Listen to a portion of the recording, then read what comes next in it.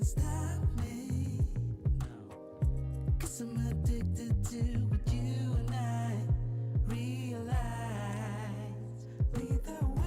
is the other.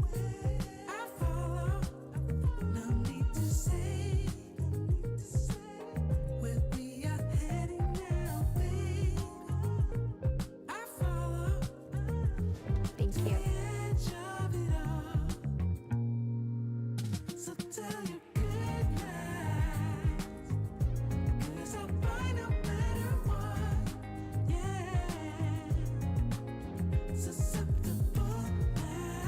Thank you. Do the calls for some.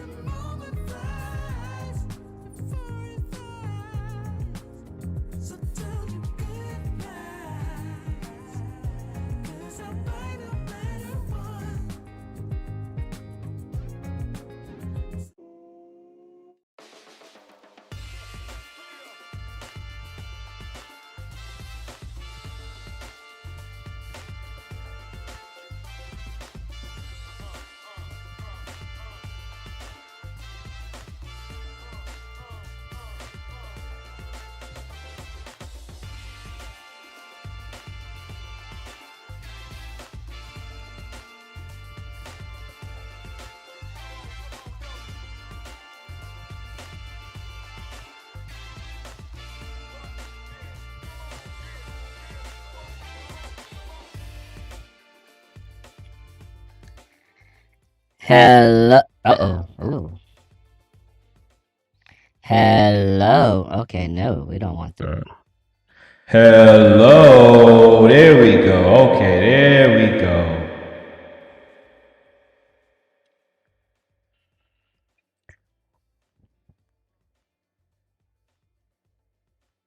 All right. Test. All right, where we at? Okay. We back at it again. Let me see if we. Okay. There we go. So we just gonna get into it. We're gonna cut the music on here. We're gonna come over here. So what's going on, people? We back at it again with another live stream. It's a little janky right now because I'm testing some things out. And the only way to test things out is to actually go live. It looks like my mic is coming in loud. Let me see. Let me see how we gonna bring this down just a little bit. Let's see. Test. Okay.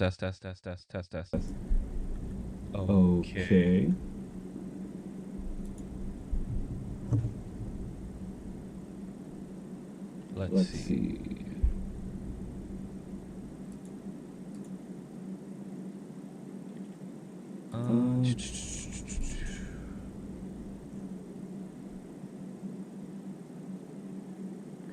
Let me just see why this is coming.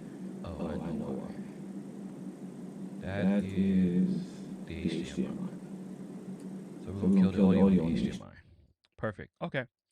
So we good now. So the reason why I'm showing you guys what I got going on right now is onefold. I have this mixer here, and I don't know why I did that. Let's see. We're just gonna shrink that over here, and it just automatically changed the output now. So I don't know why I did that. We're gonna change it over here.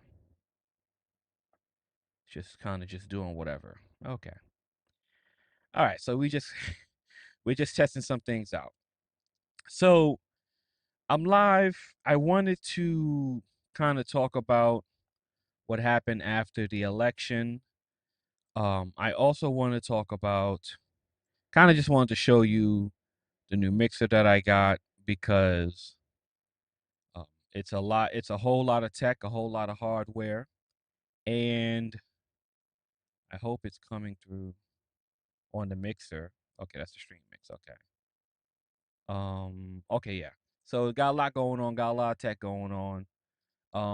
So I wanted to kind of just start and talking to you guys about the mixer that I have here. So, like I said in the last stream, I replaced my Go XLR with the. We got the music. Okay, that's the music. Okay. I'm gonna turn it down on my headphones. All right. Yeah, since the new mix is called the Roland Bridge Cast X, it has a capture card, which is why I plugged in my GoPro. So the GoPro that I don't know why I keep doing that. So the GoPro that I have right now is the GoPro 5. And it's an older GoPro, so it kind of is not really the way it works is that it works better when I have it plugged into my computer power so it doesn't cut off. This is when I used to do my overhead shots if you've been around for a long time. So I used to do my overhead shots with the GoPro. And I connected it into a capture card, but when I was looking for a replacement for the Go XLR, I realized that the new mixers now, part of the next generation of mixers for streamers and content creators, is that now the mixers have multiple inputs and outputs and capture and video capture card capabilities. So with that being said, I decided to get a mixer that has a built-in capture card, right? So there's a lot of options. The Rodecaster Duo and the Rodecaster Pro 2 does not have those capabilities. So I kind of X those out, right? So I went with the Roland Bridge Cast X. So it can output 60 hertz. It's a good capture card. My problem is the software is a little janky, but it just takes time to get used to new hardware that's advanced like this, right? So I just wanted to have the overhead to show you and to test it out to see how it works, because I'll probably have to get a new GoPro, a more modern GoPro, to work with the Bridgecast X, because it's doing this thing as you can see here. It's constantly clicking in and out, right? Well, I just wanted to leave it up on the stream to test it. 'Cause the only way to test things is to do it live, so we're not doing any professional commentary at this moment. I'm really just doing this live to talk and to test this stuff out, right? So, and I kind of just want to show you, what this looks like while I'm streaming with it, right? So, it can control the stream mix from here with this dial. So as I turn this up, you'll hear the music come on, right? And the best thing about features like this, it has the sub mix, right? So I can hear how the stream mix sounds, and then I can turn it down like that, right? And I can connect the stream mix. And I can also just control the stream mix from here. So I can just simply control what comes out the stream, just like this, without it coming into my headphones. So what that allows me to do is, we're going on Club Fortune. So what that allows me to do is, like, say I want the music to be loud in my ears, and I just want it to be real low for you guys. Or if I want to turn it down in my ears and play the music up here, right? Turn it down like that. And this dial also controls the audio for the stream mix overall. And I can turn it up like that. And I can kill the audio altogether from here. And I can control it like that. And then it has these 4 audio channels and it has 4 more audio channels, virtual audio channels, that can stream things in and out. When I started the stream, you heard like the hissing sound, and I couldn't figure out what it was. So it also can output the audio from the HDMI capture card as well. So I turned on the HDMI capture card because it's giving out the hissing audio, and no one needs to hear that. So that's the gist of what I'm showing you guys here on screen. So I'll touch back to this a little bit later, when I decide. So what I wanted to talk about, and what I'll do is I'll kill this over here. I'll just leave it there. We're fine. We're testing everything out, so we'll just leave it as it is. So anyway, I wanted to talk about the election. And what I wanted to talk about was how podcasters kind of predicted the election, and how pollsters really kind of got the election wrong, right? And this is just from an observational standpoint. I'm not getting into any policies, anything like that, right? We're gonna stay out of that. And I want to show you we're gonna come back and we're gonna show you the Shannon Sharp thing again.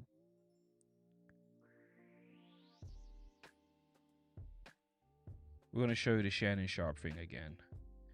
And we're gonna kill that over here. And the reason why I'm gonna show you the Shannon Sharp thing, and again, I'm testing this out on vertical as well, so the vertical looks terrible, but I'm simply testing things out, so it is what it is. But the reason why I come to that conclusion is that, again, we're just going to take a look at the comment section of the Shannon Sharp podcast, right? And in the Shannon Sharp podcast, the total dislikes on Chrome is like 198,000 dislikes, okay? Now, the reason why that's so important, again, from when I last discussed this yesterday, or the day before yesterday, I think it was this demographic of Shannon Sharp is really highly targeted towards African Americans, right? Black African Americans, men and women. And if you were to go look at the presidential election that we just had, and if you can, I don't have the one up where it shows you the demographics. Let me see. Okay. So I don't have the demographics in front of me. What I would like to do is I would like to find the demographics.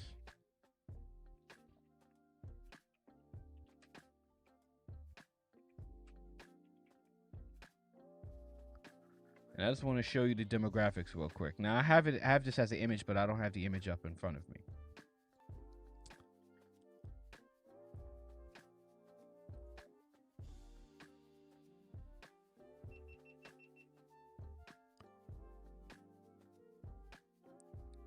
And it cut off. So we're gonna turn it back on a little bit later, so we don't need to.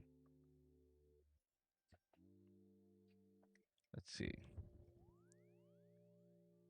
This is an image. I want to see the image that people's been sharing around.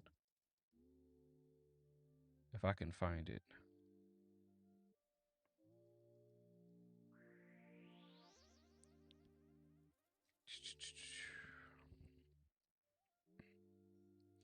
Let me see something.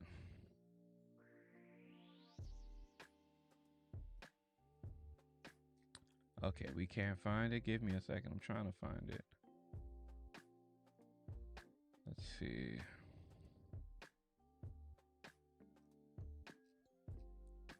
Let me just do this.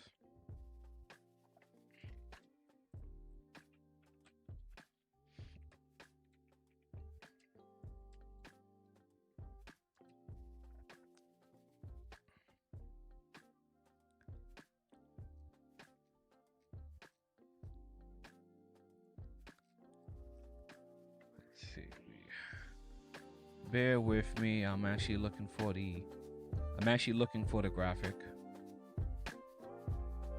Found it. It just takes some time.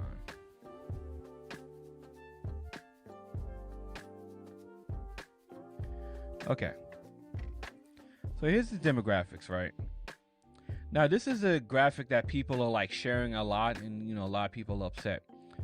The one thing that I want people to look at, let's see, and these are the exit polls. The exit polls are not results, but instead look at the thinking and motives. Black race, black men, black women. Okay, we'll take this one out. Okay, here we go. So the most popular polling graphic, these are exit polls, but these give you a sense of who they voted for. Okay, so these are the exit polls. And the reason why I'm highlighting the whole Shannon Sharp thing is that if you look here by sex by race, and if you were to look right here, you have a 5% poll from 5% of men, 7% of women, whatever, right? So if we look at this number right here, this 77% of black men voted Democrat, 91% of black women voted Democrat, okay? This is 21% of black men voted Republican, and 7% of women voted Republican, okay? So keep that in mind when I come back to the Shannon Sharp interview. So let's just say that if you're looking at, like, if you're kind of looking at podcasters and the results of these interviews with these candidates, let's say Shannon Sharp is 100%, almost 90% black demographic between men and women. When you look at this comment section and the results and the feedback of this interview, right? The one thing you could kind of come to sense about is that it's interesting because you're looking at all these people and they're just pretty much banging on Kamala Harris. Even after the election, they come to the comment section just to laugh at her. And then you come to these exit polls.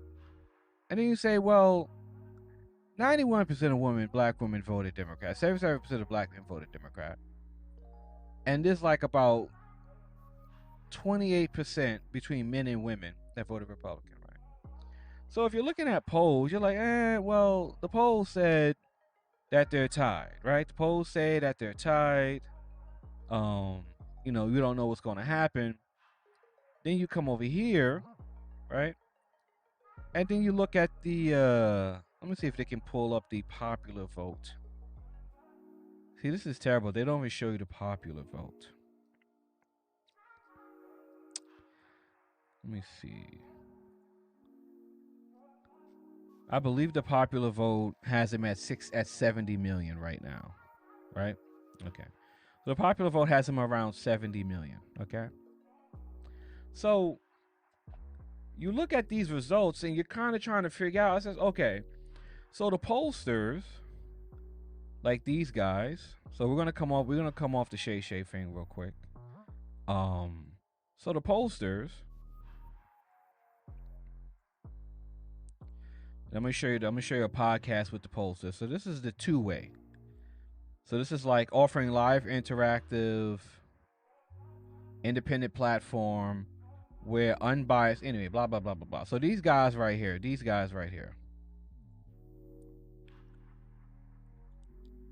Where the campaign. So that's Byron Donald. So this guy's a pollster. They got Sean Spicer. These guys are all pollsters, right? So when you watch like content, you're looking at people looking at polls, going over poll results, you know, going over the data.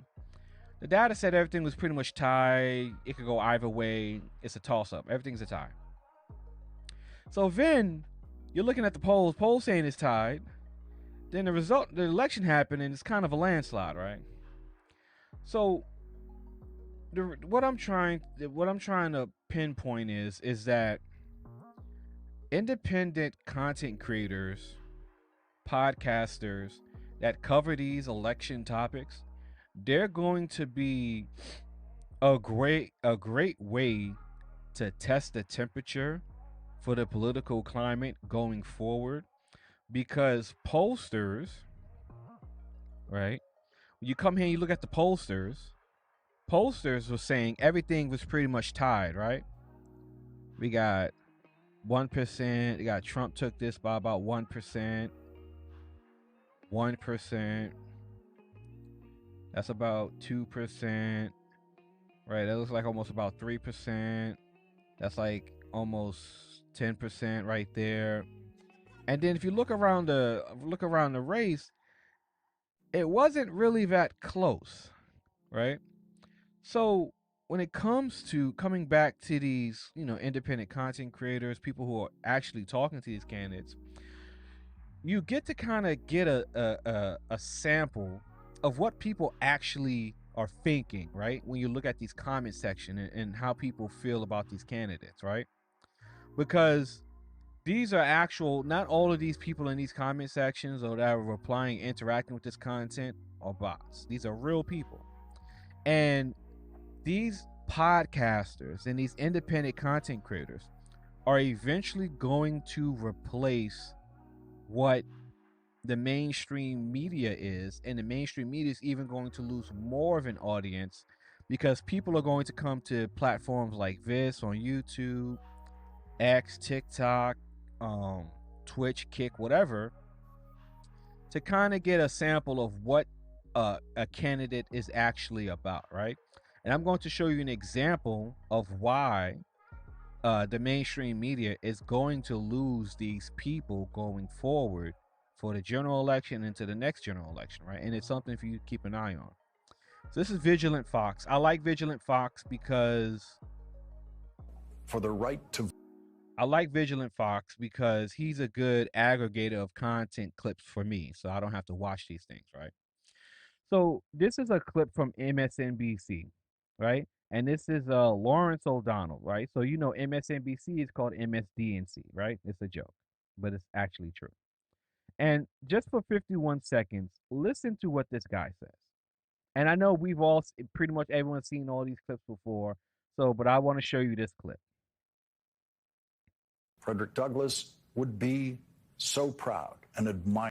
Frederick Douglass would be so proud and admiring of Kamala Harris. He did not just fight for the right to vote for black men when only white men could vote. He also fought for the right to vote for all women. When he was editor of the newspaper, The North Star, Frederick Douglass wrote, "We hold woman to be justly entitled to all we claim for man." That was a very unpopular opinion among white men in this country at that time, and it remains an unpopular opinion among some white men in this country to this day. It may be that not enough people in this country yet believe in the full equality of women to elect a woman president of the United States. Okay, so there you go. So that's the notion that she lost because white men are racist, right? And again, that's me saying that, and that's not me excluding saying that there may be white men who didn't want it because they didn't want to vote for a black woman. But that's kind of giving you a sample of how the media is spinning what just happened, right? So if you go to Vigilant Fox, and he has all kinds of clips like this, and I kind of now here we go, more MSNBC shaming. I'm so proud of her. I don't think people realize how hard it is to get to where she was. Again, more tears, more tears. As a woman, getting elected DA, it's not easy, guys. People don't trust women to be in charge of making decisions about life and death and crime and being, frankly, a supervisor in some ways over police. Her fighting through the primary thicket of California politics to become Attorney General, really hard. I mean, this is really hard stuff. For her to be selected as vice president after what I think she would tell you was a very disappointing presidential race, where I think she kind of lost her footing and was listening too much to consultants, frankly, and it didn't really exude who she was. And then to be vice president and to step into the most difficult situation in the world, where she had to be completely loyal to Joe Biden and respectful of the fact that he had chosen her, but yet maneuver in a situation, I mean, such political skill. It is just inspiring.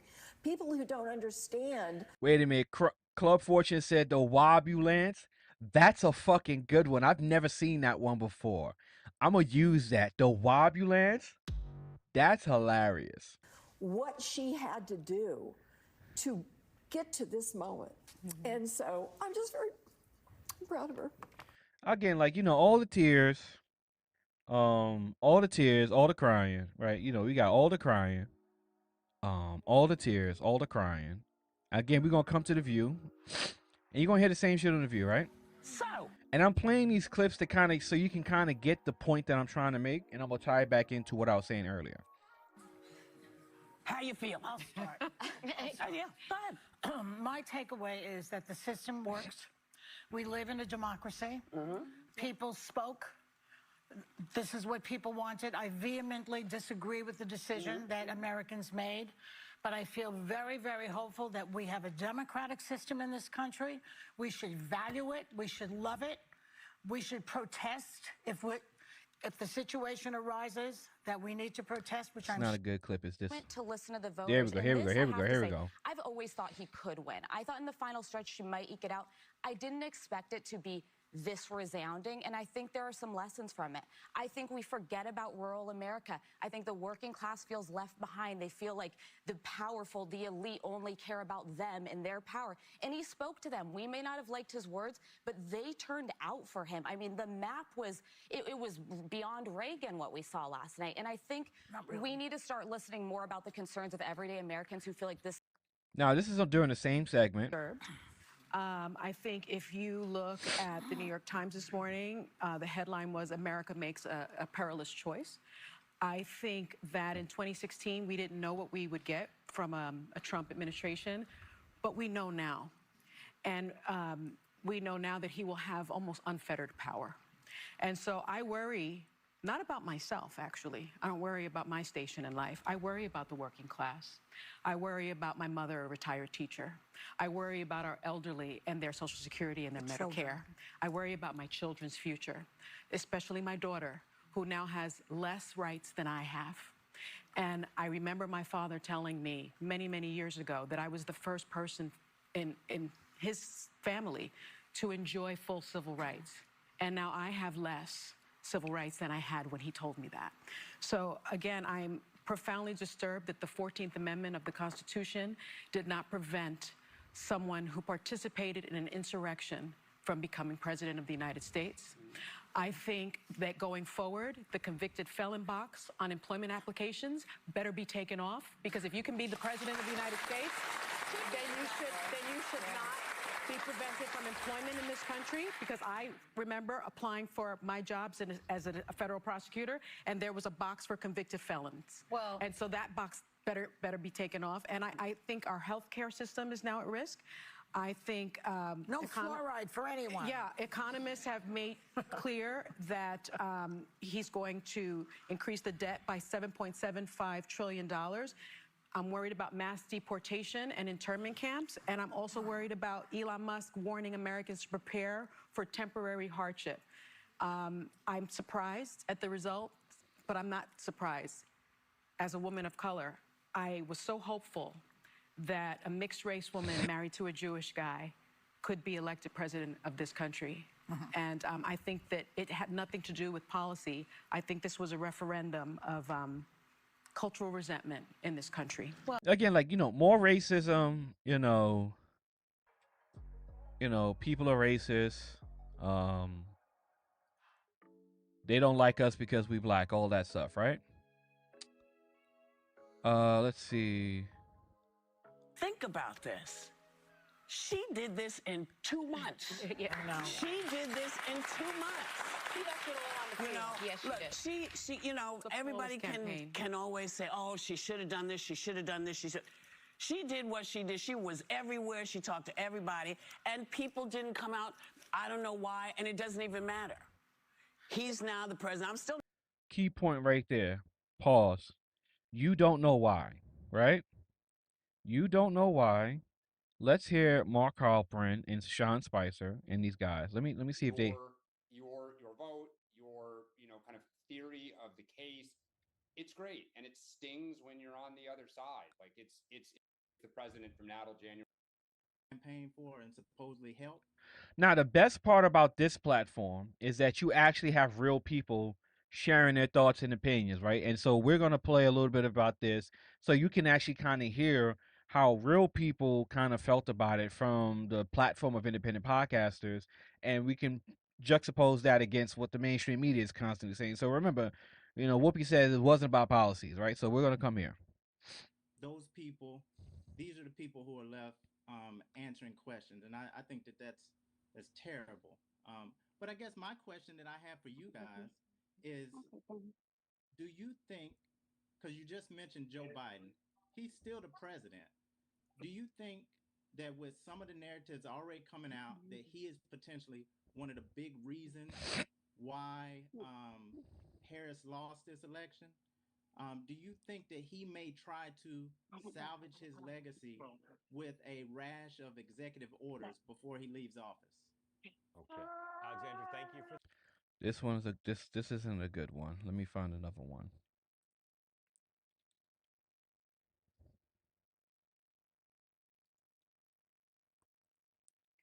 at certain hours. As you from me. I'm not Jewish. I don't know anyone in Israel. There we but, go. like, watching what's been going on with anti-Semitism in our country and watching Kamala Harris and Biden refuse to even meet with Jewish students who have been begging to after 4 years of social justice outcry for every other minority group in this country, it's disgusting to me. And then last thing, I'm just really inspired by all the people around Trump. Like that final video that you guys showed last night, like that actually made me emotional and hopeful about politics for the first time. But I'm very pessimistic. I'm very worried that the polls are undercounting Harris like they undercounted Trump in 2016. So I guess that would be my question. Perfect. I'm so glad I found this clip right here. So this is an actual person who's saying that they don't trust the polls, that they're undercounting Harris, right? Great. Let's go back and let's see how much they undercounted Harris. Again, you have the battleground states 2 points, right? And it was Harris was done by like 8 o'clock, by like 9 o'clock with Pennsylvania, right? Almost lost Virginia, 3 points, almost 10 points South Carolina, almost close to that's like 2 points in Georgia. Come all the way over here to Wisconsin. A point, about point and a half. Point and a half. The Iowa poll came out, said that she was up by 9 in Iowa, so that was fraudulent. Almost lost Minnesota, and she was tied in Arizona, probably going to lose this by maybe 6 or 7. Was tied in Nevada, almost lost, pretty much lost it around 6 or 7. Was going on Big Pontiac. So you're looking at the polls. You saw the polls. We all saw the polls. Polls said it was tied, close race. You don't know which way it'll go. Electoral College says that was a lie. It's over. It was a landslide. When these people get their shit together, it'll probably be around 300 electoral votes. 300 electoral votes in a presidential election is what you call a landslide win. When you look at, and I wish I can find it. Let me see something. When you look at the competitive states, right? All the competitive states were pretty much within reach or out of reach entirely, right? Now, I don't have access to the difference. Let me see something. Let's come here. Okay, so it doesn't really show you the difference in the state from the last election, and it shows you how much the country shifted, right? So pretty much the country shifted entirely, right? We're going to come back over here and we're just going to fix that. Okay. So pretty much what the poll showed is that the country shifted entirely to the right. Okay. The country shifted in the right, so much so that the pollsters going into 2022 and 2028 are going to have a lot to answer for, right? And let me see where that window popped up at. Pollsters are going to have a lot to answer for going into the next election cycle, because the independent podcasters pretty much kind of knew where the election was going, because they're not connected to the mainstream media and they're not connected to the corporate apparatus, right? And the reason that I would love to show, let me see something. Let's do this guy. And I'm not only going to show Republican kind of conservative channels, I want to show liberal channels too. I just want to. Hello, everybody, and welcome back to Red Eagle Politics. We're dealing with a little bit of technical like stuff right video here, down so below and subscribe just to the bear channel with if me. you are new. So Donald I Trump want to come over currently here. leading Kamala Harris nationally. There we go. That is not in a swing state. That is nationally. The popular vote, which Donald Trump has never won, which no Republican has won since 2004, and before that, it was 1988. However, it's important to understand that Donald Trump can lose the popular vote, and he can win the Electoral College, as he did in 2016. And there is a bias in the Electoral College, and people are going to debate if that's going to shrink, but it's very evident that if the popular vote is going to at all go to Donald Trump, or even if it's like under 1 point. So what I want to show you right here is these are what the polls look like before the election. Okay. And again, forgive me for the, the technical stuff. We going through some things with the technical shit. So I'm working through it, y'all. That's all I can say. But anyway, so this is pretty much the polling for the final week, right? Most people agree it's and this is a guy that goes through all the polls. And as you can see, this is pretty much what all the polls are looking like, right? Polls were saying 0.8, 0.4, less than a point, right? Less than a point between the margin and average. It's a tight race. It can go landslide. It can go close election. We don't know what's going to happen, right? We don't know what's going to happen, but we have an idea. We're looking at the leads. All of Trump was leading all up until the election, right? And this is what the independent content creators were showing. Again, we can come back to these people.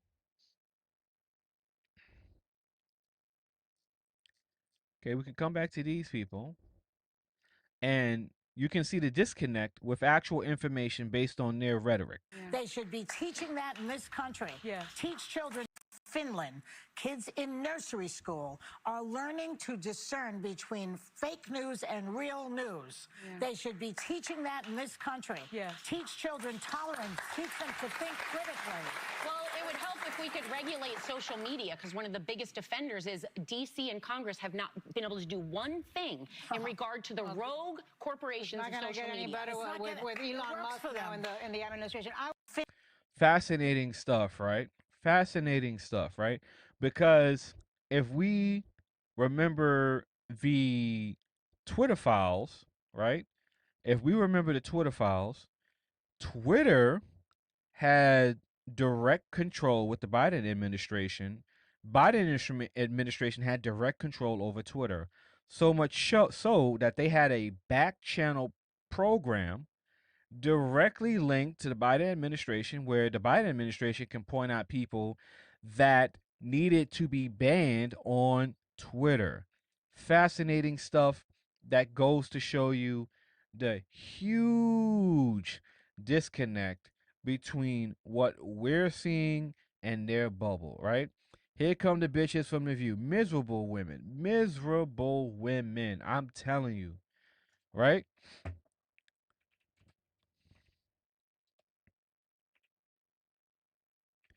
Miserable women, man. Miserable women, right? Nothing but gaslighting. They were grilling, and I'm so glad you pointed that out. Just because you pointed that out, what I would like to do is, I'm gonna go. We're gonna kill this. Yeah, if y'all can understand the type of shit that I'm doing right here just to do the stream, y'all be like, man, Sylvia, you a bad motherfucker, right? What I want to do is, I would like to go into my vault right now to show you the Twitter files, right? I would like to show you the Twitter files.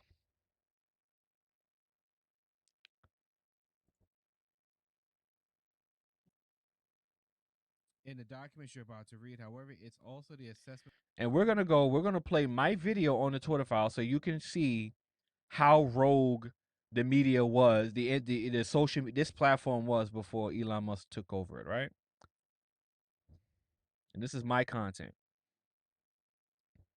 Of multiple current and high level executives. Okay, there were more throat clearing.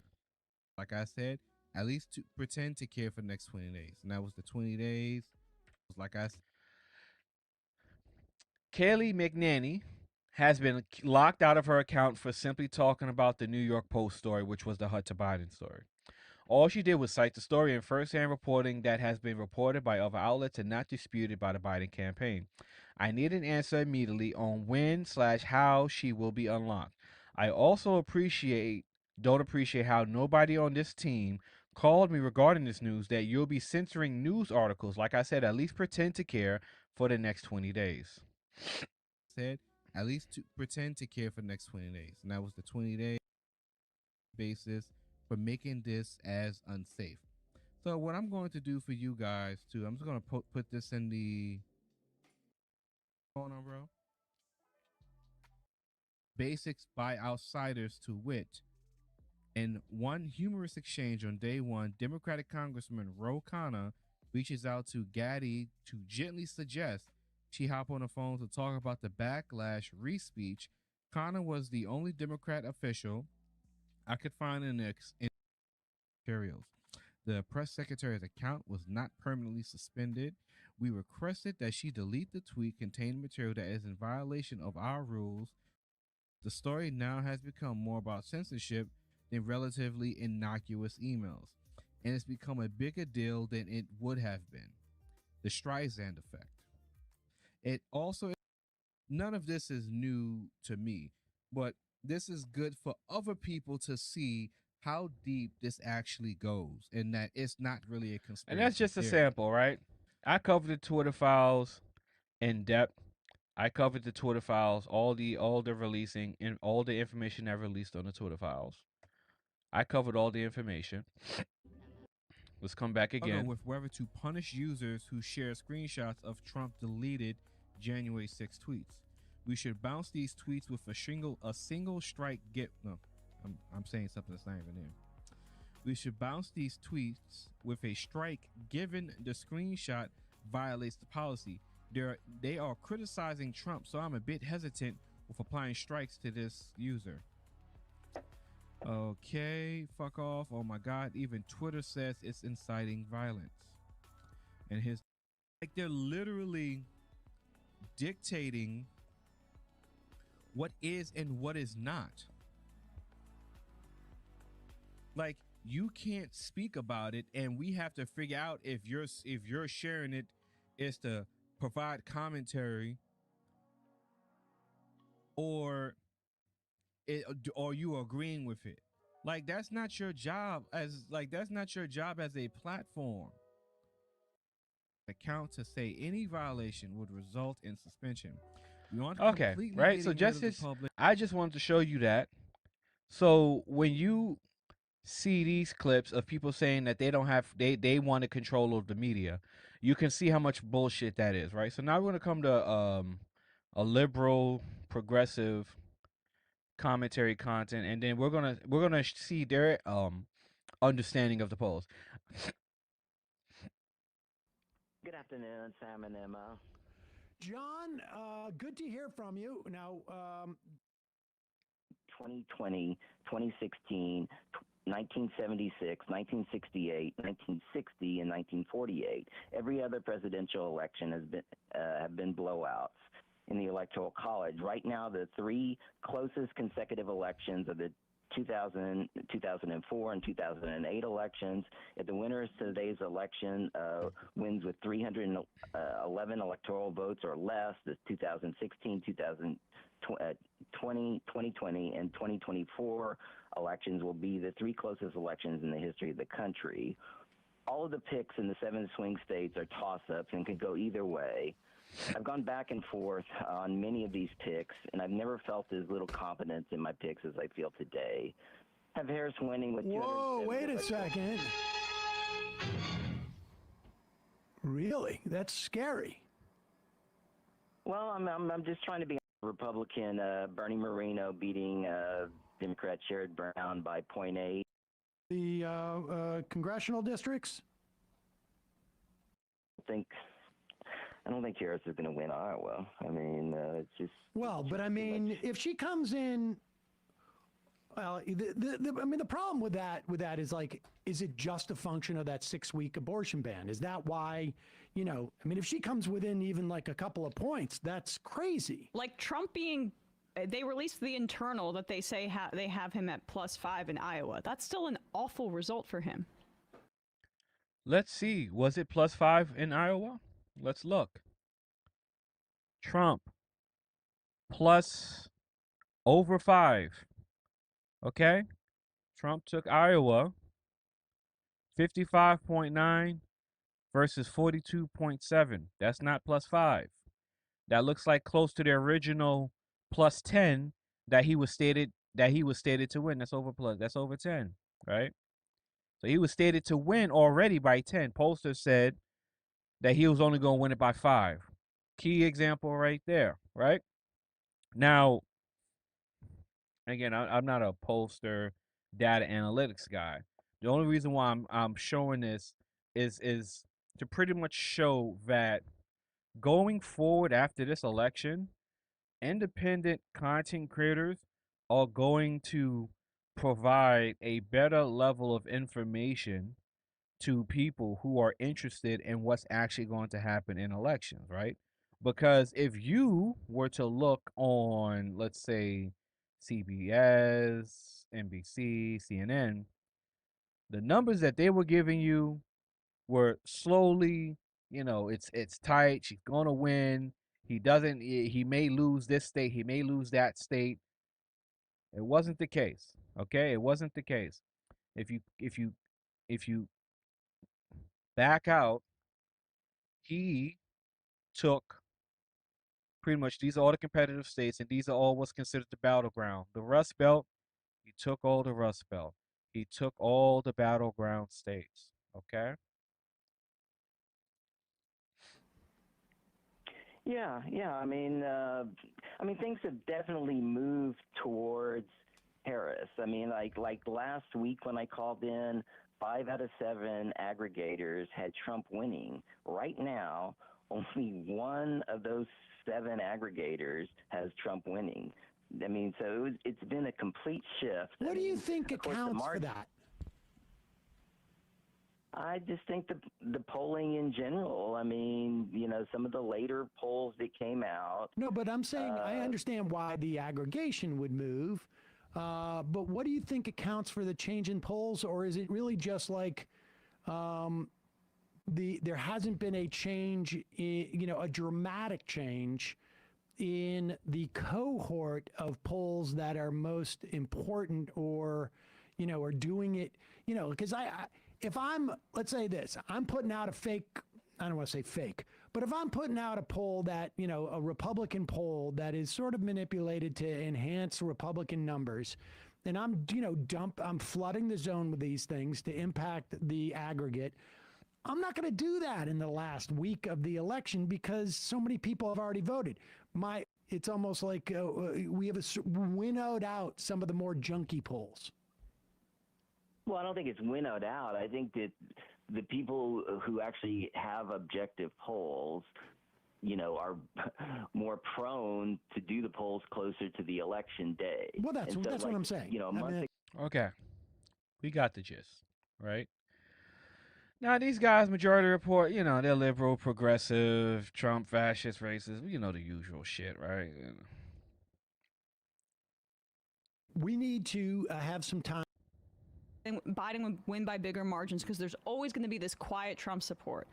I think that was more a function of the pandemic, and I think that's what they're going to get wrong. But really, at the end of the day, is like it's not just that Trump closed poorly; it's that women are pissed, and there are going to be a lot of, in my view, older women that see the rights of their daughters and granddaughters. Excellent. Let's look at the national polls. I'm glad you said that. Let's look at the age group. 65 and over split 49% down the middle, straight down the middle. 45 to 64 lean Trump. 30 to 44 split down the middle. 18 to 29 lean Democrat, right?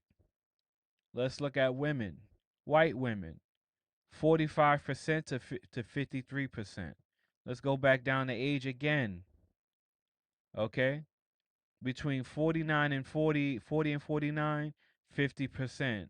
50 to 64, 56%. 65 and over, split down the middle. Let's look at women now. She said older women. We'll say older women will be between 45 and 65, right? No offense to anybody.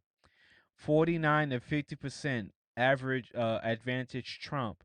Women 65 plus, 54% Dem. 45% Republican. Let's look at middle-aged to younger women, 30 to 44, 54% Kamala, 43% Trump. Women 18 to 29, 61% Kamala, 37% Trump, right? So when you look at it by gender, right, she was somewhat right, right? Like older women did come out and vote Trump, but not by that big of a margin. That's 10. That's a let's look like 11, right? That's 11. Same thing here, that's 1%. This is that key demographic of older women that killed her. Split down the middle, 1%. That's not a lot of women coming out to support him, right? This is what the polls are telling these people, right? And that's not what happened. Okay?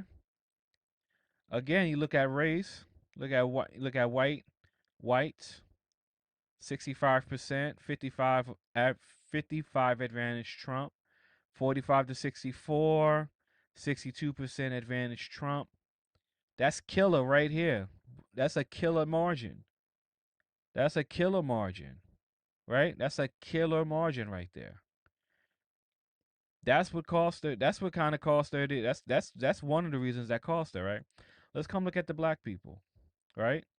Black people overwhelmingly 80% among 18 to 29, 82% 30 to 44, over 83% 45 to 64, over 93% 65 plus. Trump averaged around 15% over the total age demographics of voting people in the black community. And she still lost. Okay? Let's look at Latinos. I don't even got to look at it. Latinos are split. You know how they vote. They split. Others split. 2% margin. Okay? So when you come back to these people and they read all the polls, they're making these opinions based on the polls that they're seeing. The exit polls say different. This is what the exit polls say. Exit polls said that she's losing. She's losing amongst whites. She's losing amongst Latinos. She's losing amongst men, terrible numbers amongst men. The age range, right? Let's go back to age, right? You're not winning by that much against age, and you're splitting the margins pretty much right here with this 65 demographic, right? See to the Izzo, not guilty. You gotta feel what's going on, Nick. So when you listen to these people, daughters slipping away that are Republican women and independent women that will be the deciding factor in this election. So I posted my map on Sunday, I think. I think she sweeps all swing states. Did she sweep all swing states? Let's check a look. No, she didn't actually. She lost all the swing states actually by reasonable margins. Pennsylvania was a huge loss. Technically, Pennsylvania was done by 10 o'clock. To be honest with you, that Pennsylvania was done by like 10 o'clock. To be fair, lost Georgia, almost lost Virginia, almost lost Virginia too. Okay, this is what the polls are telling these people. All 7. And I also think she wins Iowa. I'm not joking. I truly. Exactly, Nick. Like, how do you. And this is what I'm saying, right? Is that if you were to just watch polls and then just watch these people, you would think that what they're saying is actually happening. Until you took a step back and watched more independent content creators, you would be able to get a better understanding of what was happening. I'll be honest, right? I'm going to talk for a little bit. I'm going to talk. Now I'm going to give you my political opinion now, right? I'll be honest with you guys. I knew she wasn't going to win, right? I thought it would be close. Remember, I showed you my map. My map kind of looked like... My map was like this. My map was like this. I even gave her that. My map was like this. I figured he would take New Hampshire. He didn't. And I even gave her that. Okay, that's my map, right? What I thought would happen is almost close to what actually happened, right? But I knew she wasn't going to win. I knew she wasn't going to win because we'll come here and I'll look at this overall demographic right here. You're getting 85% of the black vote, right? It was worse with the polls. The polls were actually worse than this. You're getting 85% of the black vote. You're almost practically splitting the Latino vote. So you're splitting the Latino vote with the average, with the advantage going you, but the polls were saying the advantage was going Trump, right? So you're splitting the Latino vote. When it comes to women, again,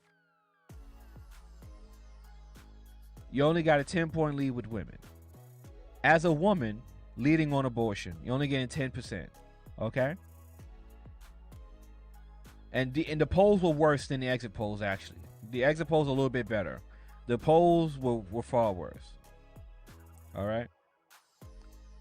Delusion at all-time high. Like, none of us saw the electoral...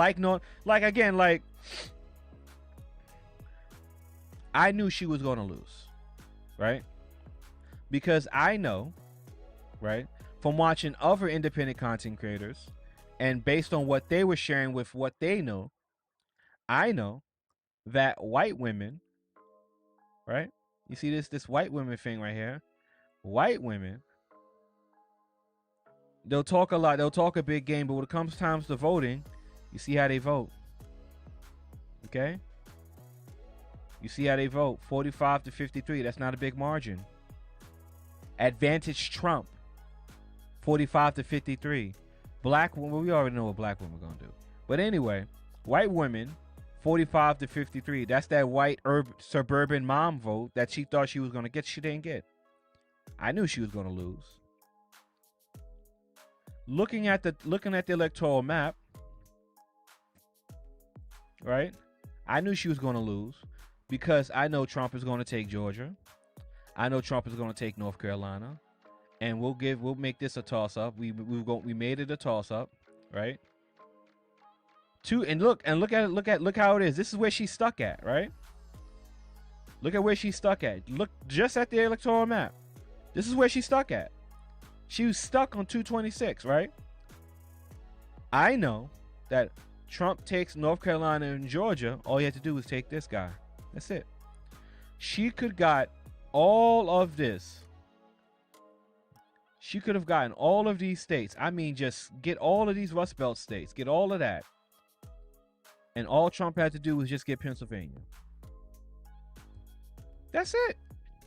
All he had to do was get Pennsylvania. So I knew what was going to happen once I saw him taking Pennsylvania. I didn't think he would sweep him, though. I didn't know he would sweep the shit. A referendum on their delusions. White women smack talk, but they weren't going to vote away, dare I say it, white female privilege. And the thing is, like, white women do this shit. And if you watch enough content on election, you know white women are not going to give away their rights for the colored people. Like, they're not going to do it. I'm sorry. They'll march in the street, they'll scream, but they're not going to vote away their privilege and give it to the minorities. They're not going to do it. Nick, I did not think he would take Arizona and Nevada. I didn't think that. Like, again, this was the map that I did on the live stream, guys. Right? All I said was, give him that, give him that, give him that. Whatever happens, she can take all that shit and do recounts. All he needed was Pennsylvania. And when he got shot and stood up in Pennsylvania and yelled to the crowd, fight, fight, fight, I said, it's over. It's done. It don't matter how long it takes to get to where we are now, it's over. I knew at that point when that happened, it's over. It's over. It's over. It is over. It's over. There's no way them people gonna watch that man almost get his head split and not go to vote for him. It's over. That's it. Once the shooting happened, that's it. They gave him the election. That's it. That is it. These people thought that wouldn't play a factor into it, which is hilarious. Because if you watch enough content, you knew it played a huge factor. But again, let them talk. I think that this is going to be much more like Obama 08 than 2016 or Obama. You know, the dynamics are closer to an Obama 2012 race because she's basically a new figurehead at the time. Okay, so let's see if we can look at the Obama race, right?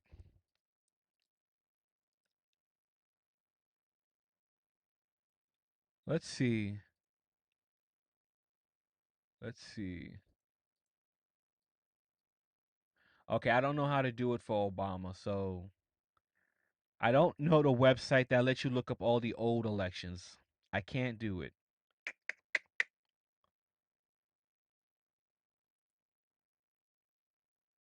Okay, so we're not going to do that, right? This is what is actual right here, 312. So it's a landslide. Top of like a campaign that was set up to run for an incumbent. So there's that infrastructural point, but I almost like I get panicked saying that because I want that to be the. I am more. I've been thinking for a while it's either going to be like Emma says or a thin Trump victory. I don't think Harris wins by a small margin. I think if she wins, she actually gets more electoral votes than Biden did.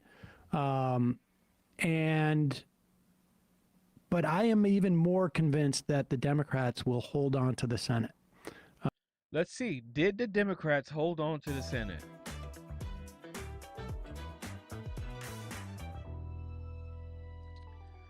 Man, I wish. No, they didn't. Lost by a landslide. When this 34 up for election, I think when this is done, Republicans will probably get 54.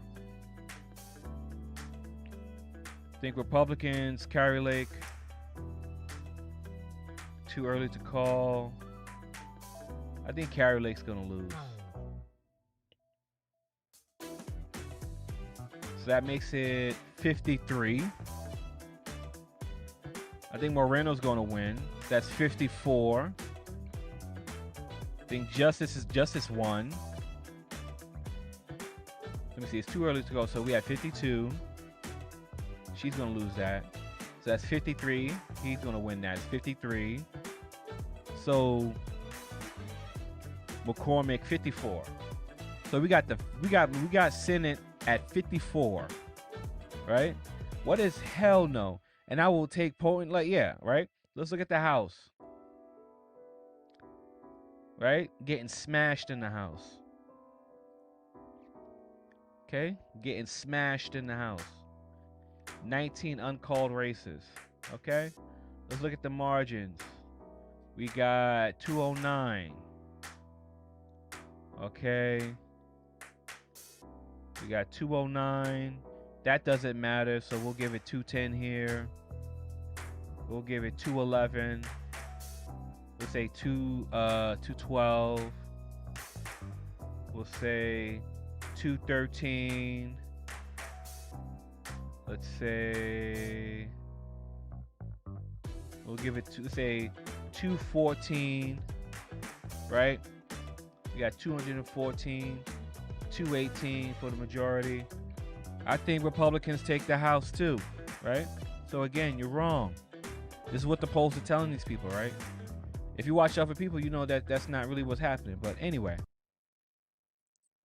And I don't mean to bang on this content, but I've showed a couple of conservative content already, so I'm just spreading the wealth. That MSU Billings poll from last week had Tester tied, and Tester is like Teflon a little bit. And there's the Princeton professor who was here, I think, the day before the. But he's now. People maybe even voters who are racist, not even a majority or whatever, like have racist views. They don't want to feel like they're racist, right? And that explains some of the Obama to Trump flips where, the circumstances are different from election to election, but like Donald Trump has made no effort to countered the claims that he's a massive bigot. In fact, they've only amplified in the final weeks of the election. So people don't want to think of themselves as voting for a racist, and you have to give them some semblance of plausible deniability. Well, exactly. And he hasn't done that. I mean, that's the Southern strategy, right? I mean, that's when. Let's see. How racist did racism affect Donald Trump? Let's see. Donald Trump actually, let's see who.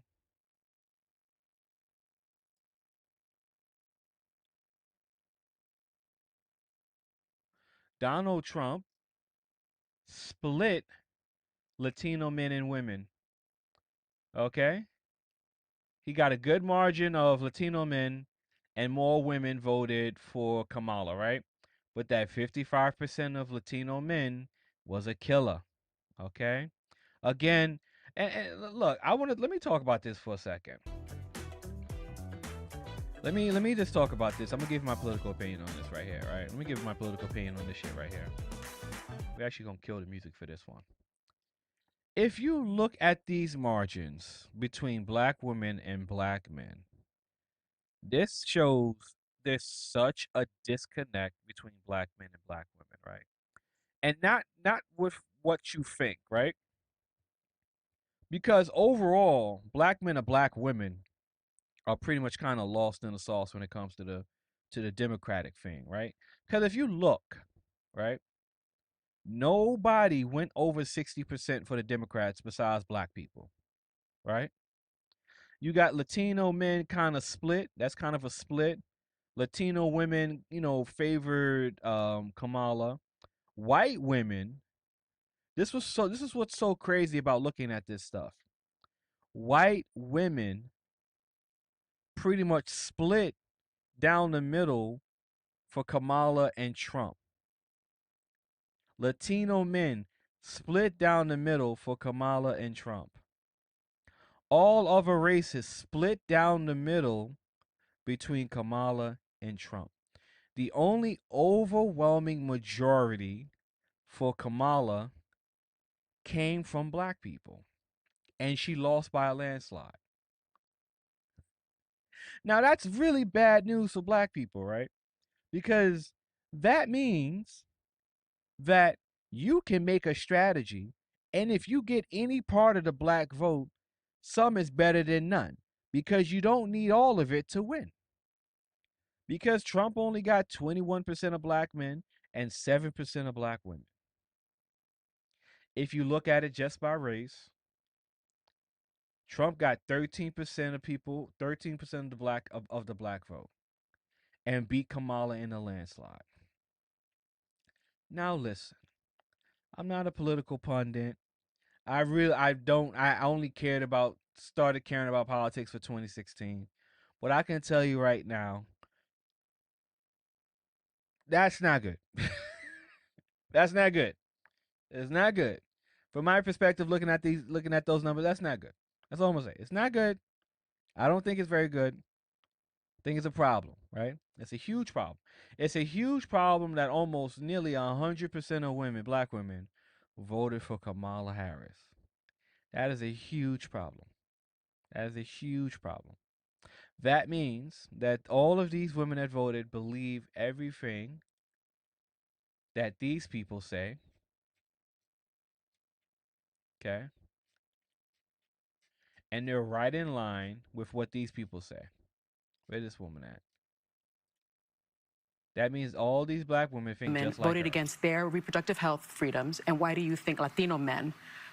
Perfect. I'm so glad. God bless you. I'm so glad. This is the perfect clip for me. Thank you. I appreciate your assistance. Why do you think that uneducated white women voted against their? Again, uneducated white women, right? Uneducated white women went Trump for 53%. So you're just saying that over 53% of white women are uneducated because they vote for Trump. Hey, listen. It is, if that's how you feel, that's okay, but these uneducated white women show you every election cycle that barring, woo-woo votes and middle of the night ballot drops, These white women like, listen, we not like we'll march with you guys, like we'll tweet and we'll post and we'll make our TikToks. When it comes down to vote, we not with y'all. I'm sorry. We not going for that. Reproductive health freedoms, and why do you think Latino men voted in favor of someone that's going to deport, says he's going to deport the majority of his community? White women like being called uneducated white women. I think the economy matters, national security matters. But when you put people in these boxes, I think that's a takeaway from this race. Yo, she is, listen, that Sunny woman, yo, she is a nasty woman, yo. That's a nasty woman. Between her and Joy, I don't know what to tell you. That's a nasty woman right there, bro. That, I mean, for real. That's a real nasty woman, man. And this is why Black America is entrenched in last place. Like, again, like, let's just... You know, I'm just kind of shooting the shit right now, but... Like, really look at this, right? Look at the percentage of votes she got from black people. And look at the electoral map. Black. Okay? Look at this. More dim. Look at these percentages. Okay? Look at the demographic in these counties. Overwhelmingly Democratic counties, and Trump still won. Look. Look, let's go to PA. Let's see. Let's go to Philly. Where's Philly at? Where is Philly? Philadelphia County. She got 78% of Philadelphia. Montour. Let's see. Where's Philadelphia? Philadelphia will be right here. Philadelphia. Means all these black people in Philadelphia, y'all all the way up here, and it didn't matter.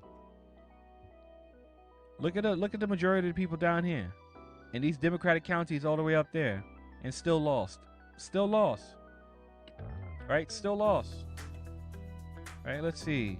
Y'all gonna forgive me because I don't know these southern states like that. So I don't know where all the black people at in these southern states. I know Georgia. I know there's a lot of black people with with Fulton at. I know there's a lot of black people in Fulton. I don't know. I ain't never been to Georgia, so y'all forgive me. Okay, y'all forgive me. I don't know Georgia like that, so y'all forgive me. Several months, the polls have had everything neck and neck, but last night there was what happened to whose neck got broke? Where did it go? At the end of a campaign, I'm sick of polls too, and that's my job, right? You get. I can answer that for you, Whoopi, and I'm not a pollster. Exit polls said that the polls are wrong. Right? Exit polls said the polls are wrong.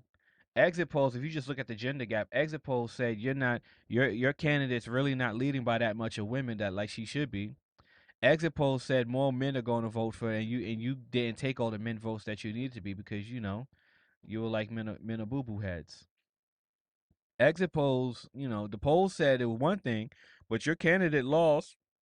Your candidate got swept in the battleground states, especially the major one, Pennsylvania. Well, it looked like a 2-point margin, and it was tied. Get overload. And look, what the polls were telling us is that this was a very divided country, and it was going to be a close race. And I was telling people this, and it didn't make sense even when I said it sometimes.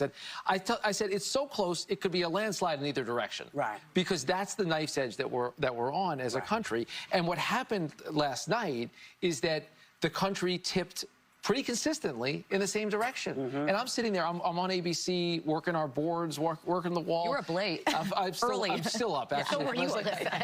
And I'm seeing, okay, well, it's a little redder than it's supposed to be, or that it was going to be. And wow, that blue place, why haven't we called New Jersey yet? Why haven't we called Connecticut yet? Rhode Island? Virginia took forever. And you realize, actually, the country was speaking pretty loudly at the margins, and that's all it takes, because we're so closely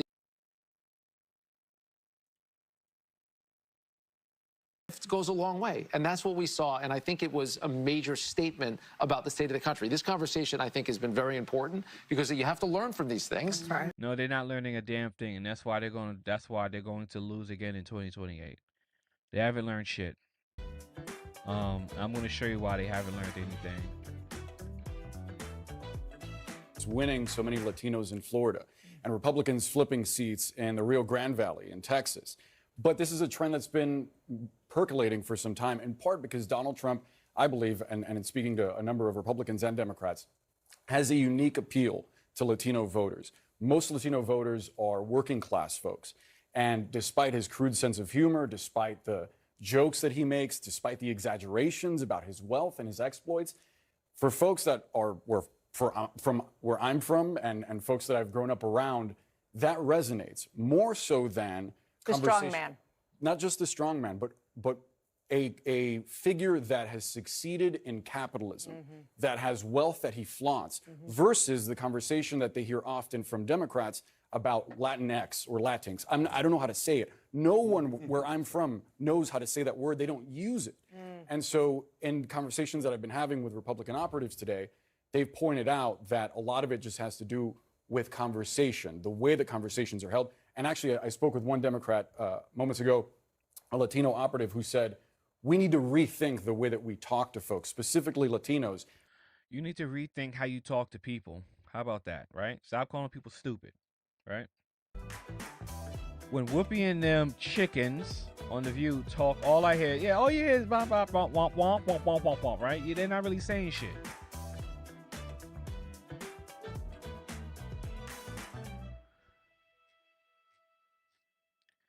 Now, I want to go and show you guys. Come back. I don't want to see no more Sam. Did they? Oh, they're so upset. They didn't even do any content. So these guys right here are so upset. They didn't do any stream today. So they crashed out totally. So they didn't do nothing today. Yeah. They took a break today. That's what I'm saying. Yeah, a month ago, 6 weeks ago, I want to find one more liberal person. I don't know all these liberal content creators like that though. So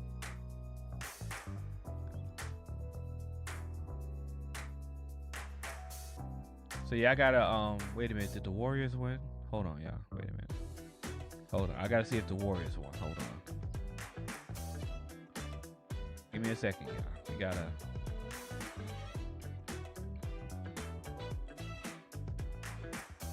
Did the Warriors win? Come on, X. I know this is so terrible. I'll look that up later. I'm up here looking up the game while I'm trying to stream. I'm terrible.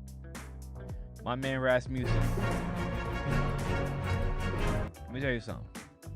I'm gonna give y'all the inside scoop right here. If you ever want to know really what's going on with the polls, Rasmussen is the only person you need to watch. To be honest with you. And I just crunched our accuracy numbers, and you are not gonna believe this. They're absolutely wild. They were all off and way off in the Senate races. The pollster's reputation is again in full reverse, and now. And again, this is how independent content creators and pollsters give you better information than what the media can give you, right? Because I watch this guy all the time, and his information has been spot on, right? I'm gonna show you why. Back to their nadir of 2020. Let me just show him. He pulled up his polls. Even our polling was too left. But let's talk about the national popular vote. Here are our final crosstabs, and we have Donald Trump 49%, Kamala Harris 46%, 3 points. Now, for most of this race, week after week, recently we've been putting out Donald Trump +2. So the +3 might be a bit of a surprise, but this is a massive sample of data, almost all of our data from October.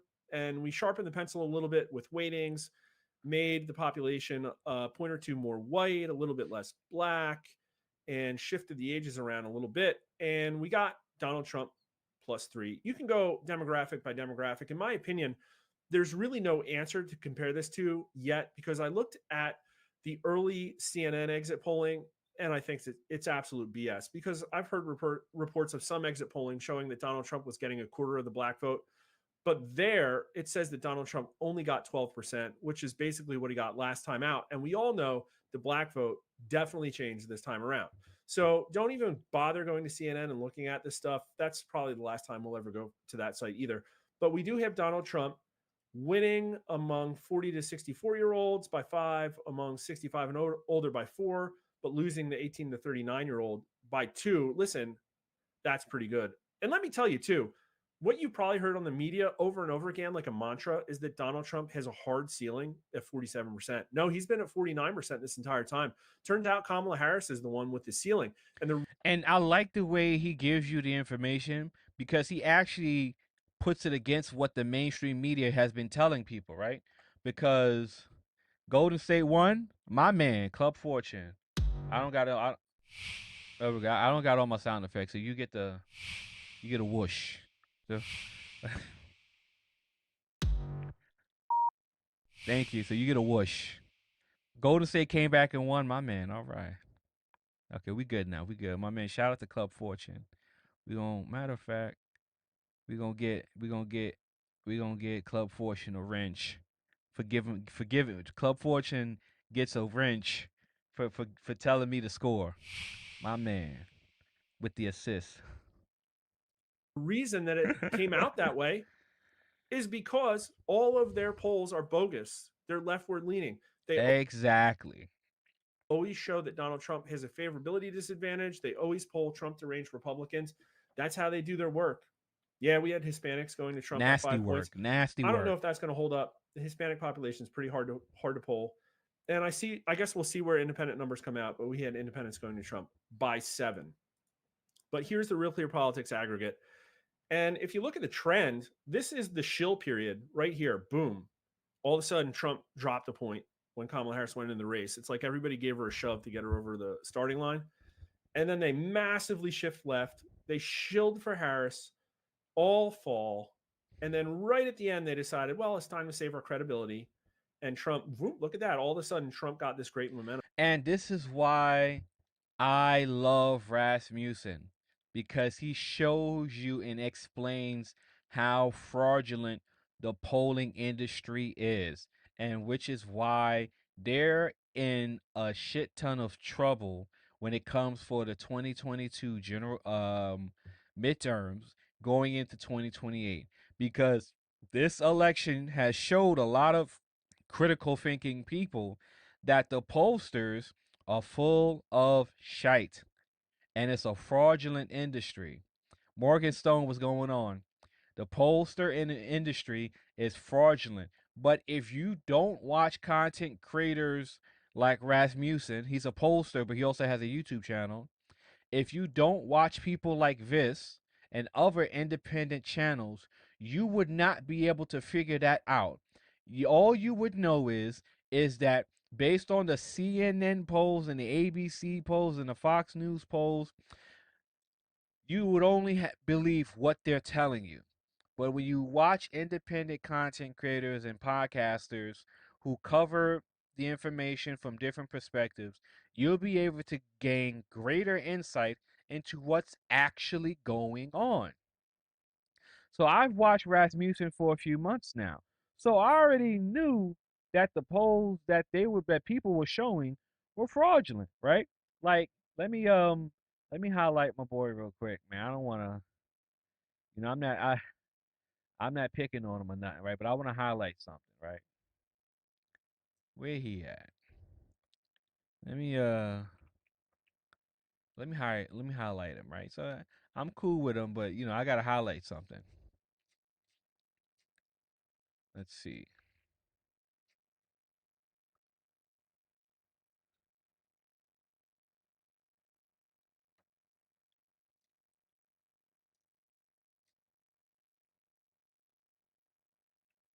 Okay, let me highlight my guy real quick, man. I'm cool with him, but he crashing out a little bit, just like all the other liberals, right? Expose the manosphere, Aaron Fountain, right? So if you guys remember him, he had the whole manosphere list. He did his report on the manosphere and all that stuff, right? And of course, he's progressive liberal. And the polls that people like him see would cause him to make this comment. My 2024 election prediction: Kamala Harris will win the popular vote and electoral college vote. Trump will declare victory and accuse the election of being rigged. Basically, he won't go away until the election is certified, but lacks the power to influence the process. And listen, I do not argue with people about politics online. I retired from that. I don't argue with people about politics. I read things. I'll nod my head, I'll listen, and I'll move on. But I'm not going to argue with anybody over politics. Knowing what I know about what I have seen over the course of the past few months, and knowing about, and with my understanding of watching how people felt about Kamala with her interviews, I know that shit was not going to happen, right? Yeah, I sent him a message about putting my name on his shit witch hunt. Dude don't know some folks will come see you about being a...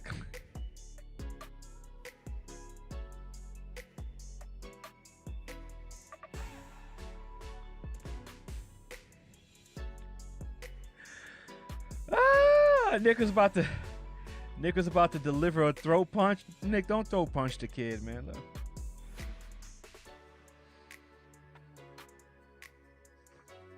Nick, don't throat punch the kid, man. But knowing what I knew about the politics, knowing what I knew about the polls, I knew that shit wasn't gonna happen. I didn't even comment on this. I knew that wasn't gonna happen, right? That wasn't even close. Kamala Harris lost the popular vote by almost 7 million votes and got swept in the Electoral College. But people like him that see all these BS polls, I didn't even know he was the people who see all these BS polls, right? Like my guy over here, people who see all these BS polls, like right here, will believe that shit. They think that's actually going to happen. And that's how they, and people like this, progressive liberal people, will watch a guy like this and say he's a conservative right-wing pollster when he usually leans to the left of his polls. I think what we experienced with this election was I'm gonna talk. So I never took him serious. Besides, he didn't expose the man, but they did this stuff. And again, I'm not okay. I'm weaving. I'm weaving. Let me center my conversation. So, what was I saying? Oh yeah. So pollsters like those guys will see this information and believe that, and when they see people like this, they'll consider them conservative and right-leaning. So what we experienced with this election was a challenge in a little bit of critical thinking. And if you are susceptible, how susceptible are you to propaganda? Like, how susceptible are you to propaganda? And how unwilling are you to hear different information? Right? How unwilling are you to hear different information? Like when it comes to Project 2025, right? You'll watch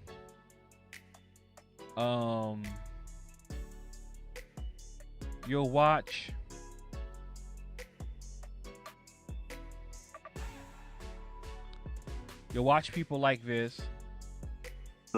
A majority. Okay, you'll of watch them people were... like this, right?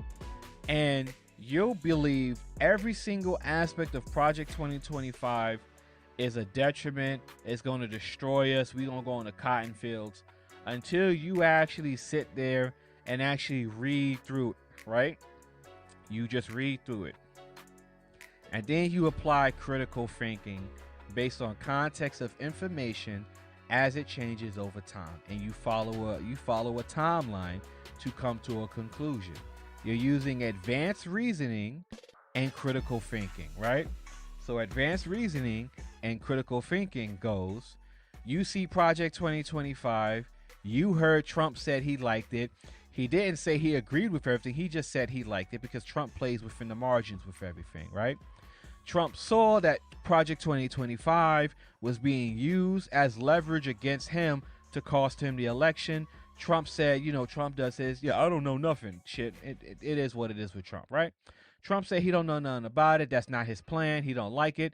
Trump comes up with Project 47, which is his own plan to separate himself from Project 2025.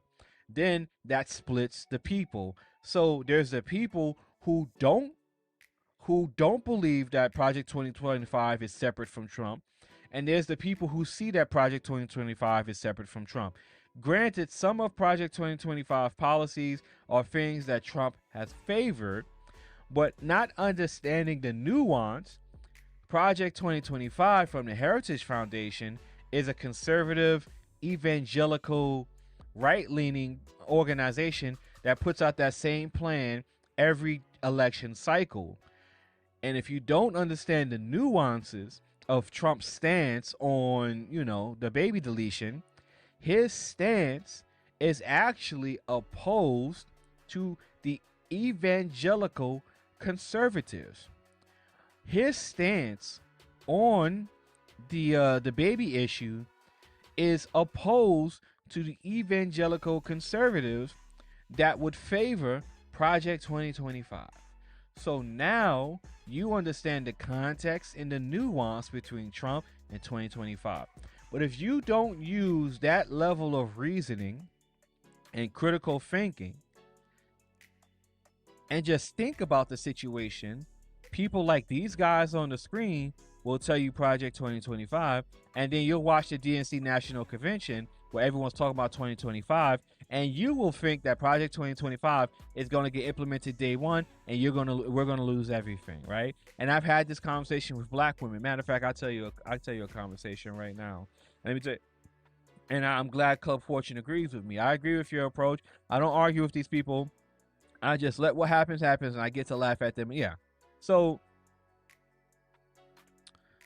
let me so my mentor, his daughter, she reminded me about early voting, right? And I said, thanks for reminding me. So then she asked me who I'm voting for. I'm like, all right. So I kind of tried to get like, oh, I'm voting for the best choice. And she said, who you voting for? I showed her a gif of Trump. And then she said, for real, who are you voting for? I said, I'm voting for Trump. So then she tells me, she asks me why. I'm like, okay, here we go. So I tell her the reasons why I voted for Trump, like policies on the economy, immigration, ending the wars, so no, we don't send any more people to die in wars, and lower the temperature in the Middle East and Europe to, lower the temperature so we don't have wars. And some of his policies, like his policies for caregivers, is amazing because caregivers don't have a tax credit. No tax on tips for people who are waiters and waitresses and things. Bringing RFK Jr. into the government. If RFK does anything to these bureaucratic health agencies, that's a plus because nothing's been done with them for years, right? So I have actual, like, real things that I actually voted for him, not because he's, Kamala's black. Here comes, but what about Project 2025 and women's abort and women's access to health care and blah, blah, blah, blah, blah, blah, blah, blah, blah. And I said, listen, Project 2025 is just another plan, or could be a bill. It's a bill that's proposed, like all other bills, that have a lot of nonsense in them that never gets put to action and never gets put into play. We have, because a lot of people made fun of people that said Kamala Harris didn't do anything. We have 3 branches of government. We have a Supreme Court, we have executive orders, and we have law and order, okay? As it is dictated in the several manuals of the military, okay? We have a lot of things in place that would prevent people to doing things to the American citizens that is far and beyond what the government would allow. Okay? And we have 3 branches of government for that. Okay, so I'm not worried about any Project 2025. Because we have law and order and executive orders that would stop a rogue president. Okay, so I'm not concerned about that. No response after that. conversation over. So again, that just kind of goes to show you, what we legislative and judicial. All right. I come from the generation where we learned about that in school. Okay, I know what the fuck 3 branches of governments are. Okay. I also know, right? I also know the vice president has no inherent power. The vice president is a vessel similar to what the president is. The vice president's power is only that of which the president grants. Okay? So if the president says you're the border czar, you're the border czar.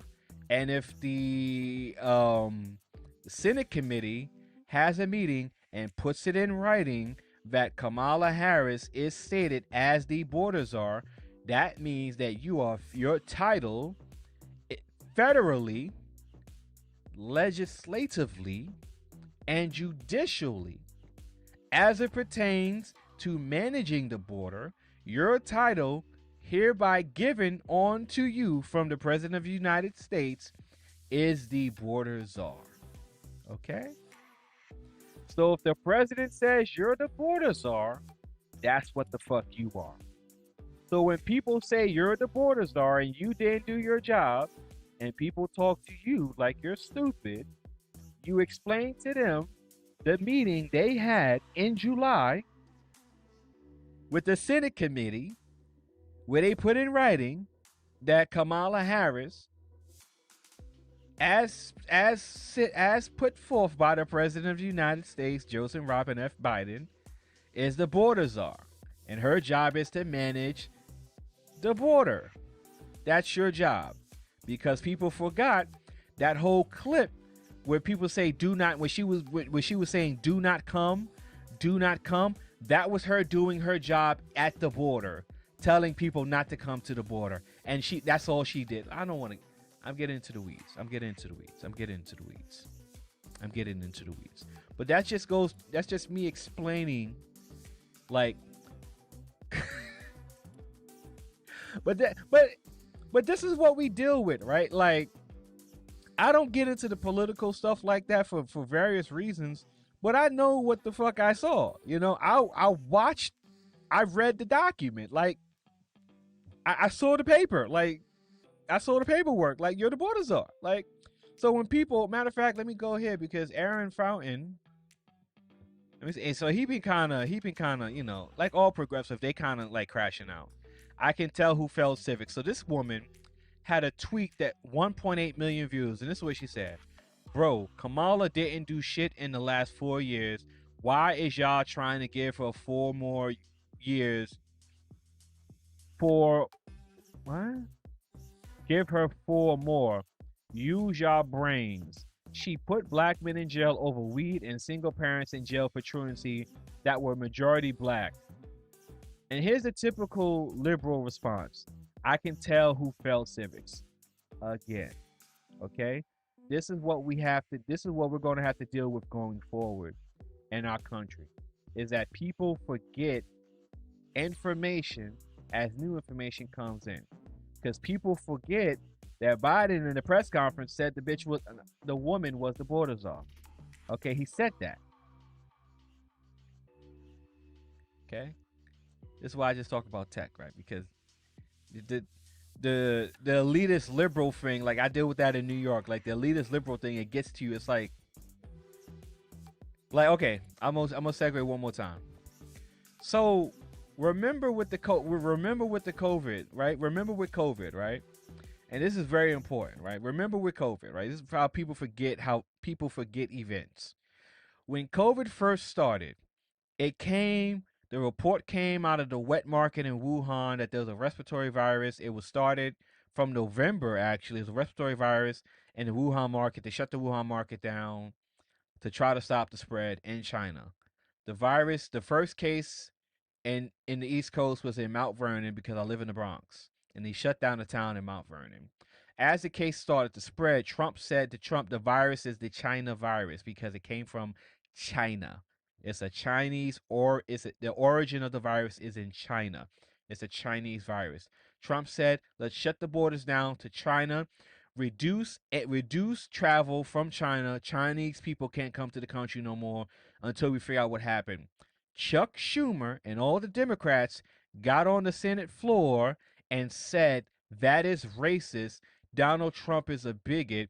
That's when all the Chinese incidents started to happen, where there was people attacking China because they felt that Trump was inciting violence against Chinese people. We all forgot about the Chinese violence shit that was going on because Trump was saying that these people have this virus and they were doing a bad job in maintaining it and they weren't telling anyone about it. Then the virus comes here, COVID comes, COVID goes into lockdown, warp speed, Trump loses the election, they mandate the vaccine, and we're here. People forget, and then they say in the debates that Trump, and there's people that repeat that now, I hear it on YouTube and I see it on, Trump managed the virus poorly. How did he manage the virus poorly when he wanted to shut the borders down and you people said he couldn't do that because he was racist? And that's how the Asian hate bill became a thing, because Donald Trump was trying to stop the coronavirus. Are you thinking? Okay? Going into the jibby jab was started through warp speed. Kamala Harris and Chuck Schumer were telling people that they're not going to take the jibby jab if Trump is telling them to take the jibby jab because they don't trust Trump. If Dr. Fauci says to take it, they'll trust him, but they don't trust Dr. Fauci. They're not going to trust Trump for the jibby jab. Trump loses. All of a sudden, they trust the jibby jab and they're mandating everyone to take the jibby jab now. Now they're telling you you're an enemy of the people for not taking the jibby jab.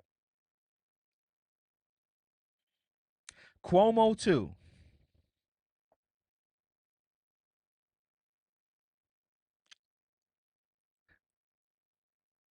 And I'm not a political pundit.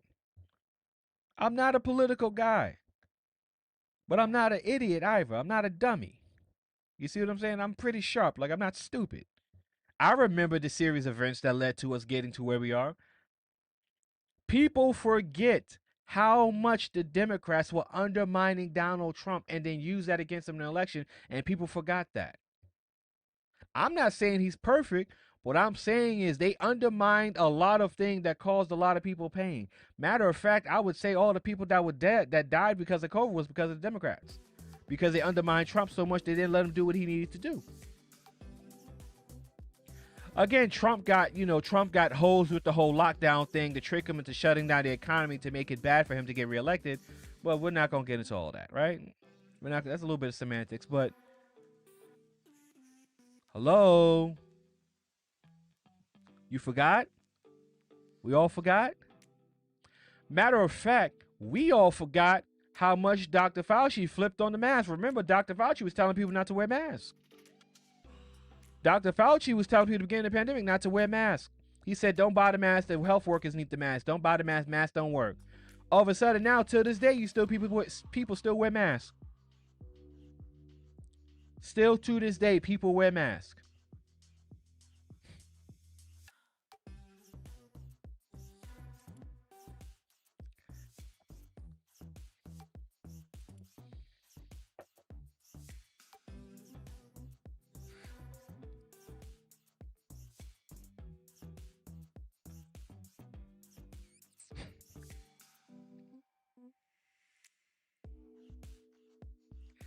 I lost a channel too over the vaccine stuff too. I lost a channel over that.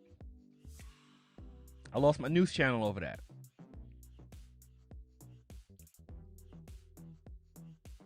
But yeah, you have mofos that try to SB you into civics but don't know their history. Yeah, like you can't. Like that's why. Like they try to blame you into civics like you stupid. Like you forget history. I remember history. Matter of fact, we talk about the 6th of January, right? I remember watching the 6th of January. I remember watching the cops tell the people to go into the Capitol. I seen the video of the cops telling people to go into the Capitol. I watched the videos of the Antifa protesters dressed up as Trump protesters behind the trees, taking their clothes off because they were camouflaged as Trump protesters to go into the Capitol. I saw the video. I've seen the videos of people telling the cops to do something. The cops are just standing by watching it go down. I seen the tweet of Trump telling the people, "Hey, you guys, go in peace." I've seen the tweet. I saw the video.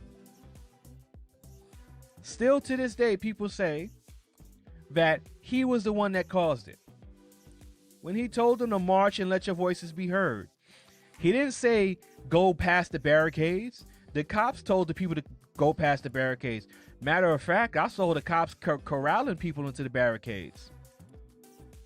I seen black bloc people in the Capitol playing with the fire extinguishers, dressed like Antifa protesters. I don't know Trump protesters that dress in all black.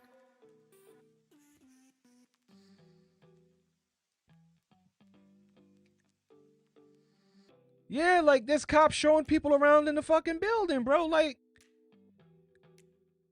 come on. Like, I get it, but like, you can't, like, we all not dumb. Like, you don't gotta be a CNN correspondent to know what the fuck you see. Like, I know what I'm looking at. I watched the whole thing happen on C-SPAN. I watched it for the hours of what happened, and I knew it's an op. Matter of fact, I'll say it's an op on both sides because Nancy Pelosi's laptop was never found. They never found her laptop. They never found her laptop. Matter of fact, I seen the guys with the laptop. They don't want to talk about that, huh? I seen the guys dressed like special ops I seen the guys dressed like special ops with the laptop rushing past the protesters. Protesters stopped them. The guy told them, "Hey, we're on your side." And the guys left with the laptop in their hands. What happened to the laptops? Nobody know what a laptop is? Hey. Yeah, that laptop is crushed up and they took them storage drives. Matter of fact, I remember watching the inauguration where people looked like they had their hands behind their back being paraded around with U.S. Marshals. I never seen U.S. Marshals escorting people around the Capitol during the inauguration before. Hey, I'm not going to say it, but I seen a lot of weird shit that day. So you're not going to tell me that didn't happen. You can't tell me that there wasn't a video where the marshal told her, "Don't say anything." Told Pelosi, "Don't say nothing." Pelosi said, "I won't." Why the marshal telling Pelosi not to say anything in the Capitol building? Why they having the inauguration? Huh? Why are U.S. Marshals parading around Nancy Pelosi in the buildings, y'all? Do y'all know that? I seen the video. I had the video on my news channel. I played that video 1,001 times just to figure out what the hell I was looking at. I seen marshals parading everyone around that building during the inauguration. Why? Yeah. Pelosi knew she should have done more. So anyway, I just gave you a series of events of propagandist points that are repeated on mainstream media and that people repeat on social media, that people forget the context and the nuance of what they saw. Okay? And I'm not saying I'm an expert, but I know what I saw and I know what I heard. Okay? I know what I saw, I know what I heard. With me knowing all of that, leading up to the election, I know she wasn't going to win. I know she wasn't going to win. Because I still need people to explain to me. I want to show y'all this picture. This is the funniest picture, y'all. I'm going to show y'all this picture. I want to show y'all this picture. Okay? I want to show you this picture. And I want you to explain to me what I'm looking at. Let me see. I hope I can find this picture. Because every time I think about this, here we go.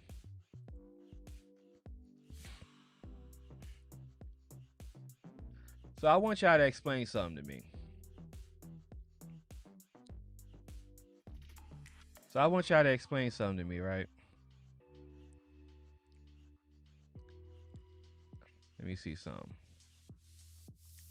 And this is the funniest thing ever, right? And I like this picture. This is the weirdest picture, and I've never seen an explanation of this. I want y'all to explain to me, right? I want people to explain to me why is it that Joe Biden has a square skin tag on his face? I just need an explanation from somebody.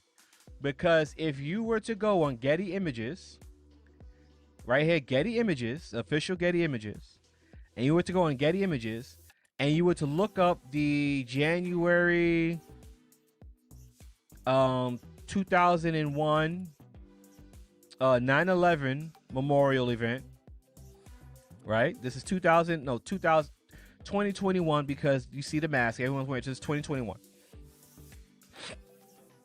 Okay? 2021. This is Joe Biden.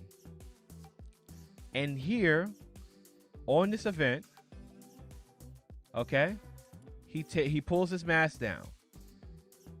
Okay? I know, but I can't say. I'm not saying either. Right? We hypothetically, okay? I would need somebody to answer this simple question. Why is there a square skin tag like he's wearing a mask on his face? All right? Out of all the conspiracies that I have ever seen regarding what's been going on for the past 10 years, I have never seen an explanation to this picture. Because this picture is on Getty Images. And if you were to go to Getty Images and scroll through the September 11th, 2021 event, you will see this picture of Joe Biden a couple of times. And you will see this square skin tag mask. And when I saw this picture, I said that can't be real, bro. That's Photoshop. And I found the actual picture on the actual website. And I stared at the picture for a very long time.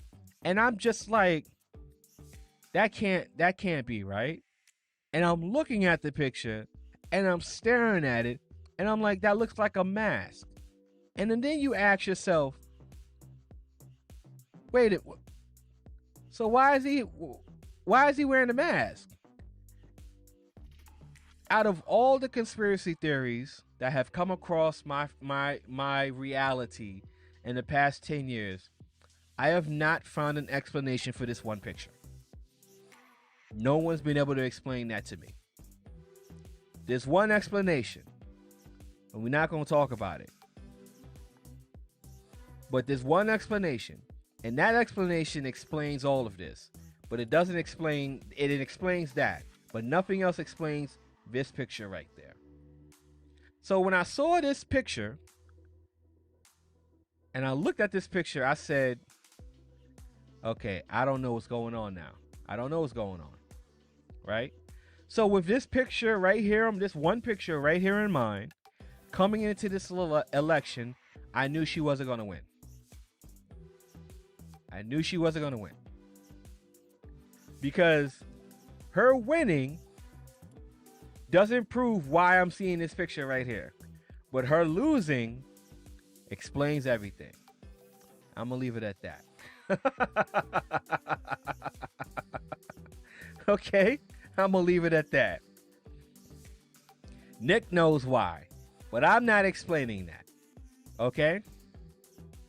I'm just going to say letter 17 and leave it at that, okay? So, that's a major tangent. That's a major tangent, right? I went on a major tangent. That's a huge tangent. But yeah, when I saw, I'm not getting into that. But when I saw that picture, I have no idea what's going on now. That's all I felt. When I saw that picture, I have no idea what the hell's going on. But anyway, coming back to my man Rasmussen. Where'd it come from? Oh, he never lost it. This was all fake, all here, this whole period. And Trump was actually up in the national popular vote. And nobody said, sorry, Rasmussen, for yelling at you guys. Looks like you were right. And actually what happened is all kind of these final calls did a little bit of window dressing for Harris just to paint this little blue circle right here. And I think we have this ridiculous NPR Marist call to thank for that. Listen, they're 8 points to the left. Imagine that. Left-leaning organization puts out leftward polls. All right, let's take a look. We had Trump +3. So did the Wall Street Journal. CNBC and Fox News had Trump +2. Atlas Intel had Trump +1. Now, it's not fair to hold them accountable for that one because let's just take a look at the past polling. and got Harris up. Exactly right when all the counting is done. It's just absolutely ridiculous. I would break my arm patting myself on the back. So yeah, there's the map. So I want to talk about state polling. Again, state polling is really hard. And if you take the final poll and not the average, we're still batting 9 out of 14 or 64%. But this is why you would poll a state more than once. This is why you need to go out into the field. This is why when Morning Consult drops a 9,000 person poll, we kind of laugh at them because I would rather drop 3 or 4 2,000 person polls. You get a lot more information, a lot more confidence in the outcome. But here is the error between our average and the actual reported result. And you'll notice that these numbers are really small. We missed 4 points in Nevada and 4 points in battleground states. Now, this is the error from our final call to the actual. And you can see it's actually 0.4% to Harris. This is basically dead accurate. I mean, I can't. Look at, we actually nailed 3 states at exactly like basically 0. New Mexico, North Carolina, and Pennsylvania with our final calls. That's incredible. And here's the thing. If I took Texas, yeah, this is like a little bit of what-ifism.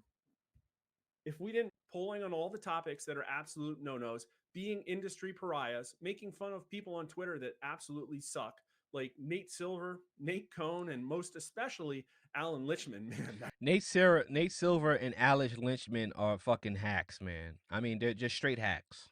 That guy, he's just got to retire. And of course, Ann Seltzer. And if you see any other polling clowns, come to Twitter at @Mark_R_Mitchell and shoot me a DM or make a post so I can laugh at them too. At this point, I really don't know what else can be done to fix the industry because time and time again, look, we're in another situation where maybe they didn't miss as much as the last time, but it is still an absolute embarrassment. I really don't think the industry is going to change until legacy corporate mainstream media dies. And the good news is, man, as of last night, it looks like, at least for election day, it really has. I was on like a dozen different live streams where millions of people were watching those things. I think a lot less people were watching MSNBC and even Fox News last night. So it looks like we're in store for a really interesting 4 years because I don't think all of a sudden the left is just going to relent and let Donald Trump run roughshod over America with his right. Yeah, and let me point that out, right? So when you're watching these live streams, right? Like say, for instance, Charlie Kirk from Turning Point, on all his platforms was over 500,000 watching him. 500,000 people watching him.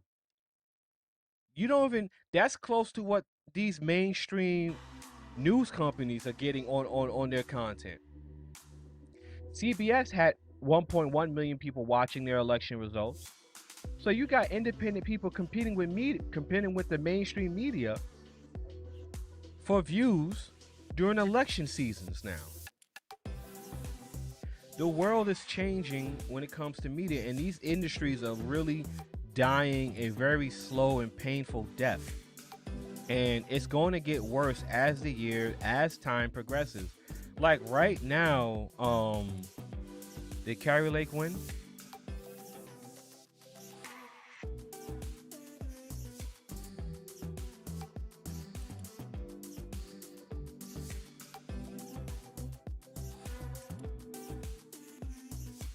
Oh, they're cheating the Senate races. They just called Arizona for Trump, so let's reset. They just called Arizona for Trump, and Carrie Lake is leading. Anyway, you don't really care about Carrie Lake. She's a grifter too. I want to show you guys something. Oh, here we go. We got Grumpy Face. Let's hear what Grumpy Face has to say. What is the lesson that your party should have learned? Well, the Democratic Party worked very hard, and they raised, substantial sum of money. We had great candidates, and so Trump had a following, basically generally led by whites. White males voted in big numbers. He had a few from the other race groups that joined in, like the Latinos at 45%, and black men at about the same rate that they did when they voted for him before, at about 20%. That combination won. And so it is not that Democrats did not work hard, did not do a great job. We had an unusual situation where we had a black woman, which this country has never seen before. A combination of all of those things led to his win. I will not push back on the idea that race and sex matter in America and politics. I think they do. I don't know that it was the controlling variable, and you don't suggest otherwise. To me, it seemed to be that the Democrats thought Trump stinks is enough. And Senator Bernie Sanders said something that reminded me of you, which is why I wanted you on the show tonight, Maxine, which is Democratic Party used to be, we are all about doing for working people. That's what we do. That's what Mario Cuomo's party, that's what Maxine Waters' party was. You are now seen as not that, even by Bernie Sanders. And that's all she wrote about. That's all she wrote. That's all. Oh, matter of fact, I'm so glad you mentioned Black Caucus. Y'all, yo, you guys had to see the Roland Martin crash out session last night. Oh my God. This shit was fantabulous. Listen, these people crashed out so hard last night. It was so funny. This team is going to win a Super Bowl in a blowout. You still got to fucking play the game. This is them arguing, y'all. This is them arguing. This shit was beautiful. We gotta get it on the big screen. Yeah. And the reality is this here. I just said it. No red state that he won in 2020 has flipped. So this idea that was going to be a landslide, it was crazy. It wasn't. The thing is this, right? He won in 2016. He won in 2016 by 77,000 votes. Right. Where I'm telling you, all these people, and this is why you can't live in a Twitter world. Right. You can't live in a social media world. Right. Because folks are like, oh my God, look at this. This is going to be a blowout. I'm sitting here going, no, it's not. It's not going to be a blowout. It was But never again, gonna be a though, blowout. But then we have the Anselm poll of Iowa. I'm telling you, people, folks were so locked and low. Listen, I had to deal with people every single day. Listen to this closing statement, y'all. If y'all want to know why these black boule people are going to be always at the back of the line when it comes to political commentary, because these guys suck. Roland Martin sucks. His whole team sucks. His platform sucks. His channel sucks. Everything about what Roland Martin got going on fucking sucks. And I think his channel, his whole entire channel, is view botted. Okay? I think he has nothing but fake views and fake subs on his channel. This guy sucks. Okay? Matter of fact, this live stream, while he was streaming live with 1 million people watching, with 1 million subs, he only averaged about 93, 9,500 views concurrently during the live stream. That is freaking nuts for a channel with 1 million subs that live streams all the time. Ridiculous. Whole channels view botted by the DNC. They pay for his views. They pay for his subs. Everything about this channel is fake.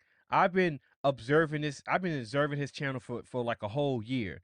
And everything about what he got going on is fake, right? It's a fake channel, a fake political commentary. All these boule people suck. All right, I don't care. These people suck. He sucks. Okay? I don't like him. These guys suck. I'll stand on that. This guy sucks. He stinks. Okay? But anyway, listen to this closing argument that he makes for what happened on election night. Disgusting comment. Listen to this guy. Sounds like one of these angry feminists, these angry females on TikTok. Line with other nations in electing far-right, crazed, deranged leaders. And what you have to understand is that, and I'm going to keep saying, is that this is white fear. This is absolute fear of the future changing of this country. The Constitution, Declaration of Independence, that wasn't democracy. black men couldn't vote, men of means couldn't vote, women couldn't vote, black folks couldn't vote. I mean, if you were not a white man who owned land, you couldn't vote. So there's been a constant effort to change this country, to change its values. So what you've seen tonight is this country has decided that, you know what, Trump, those are our values. In fact, he's actually poised to win the popular vote. Wow. When you look at states like New York, New Jersey, Harris barely wins those states. Lower margins than when Biden did. When you look at the numbers, look at what the country decided. The country's decided, we don't mind if you lead an insurrection. We're good. We don't mind if you steal classified documents and lie about it and don't return them. We're good. We don't mind if you cheat with your company. We're good. Because you're going to bring back the good old days. It's going to be fabulous. The fact of the matter is, Trump inherits an economy fixed by Democrats. And he's going to immediately claim credit for all of it. He's going to say, oh, it came back all because I'm coming back. After election night, the Dow Jones went up 1,300 points and $1.8 trillion came back into the market. Or was it 1.8 billion? I think it was trillion. $1.8 trillion came into the market. Do understand, you better pay attention when he lets Elon Musk run amok in the federal government. You better be scared to death when he literally lets Robert F. Kennedy be in control of science and health. Oh no, Robert F. Kennedy is going to take fluoride out of the water. The horror. Oh, you better bring back the mask and everything else, because it's about to be a lot more people who ain't vaccinated.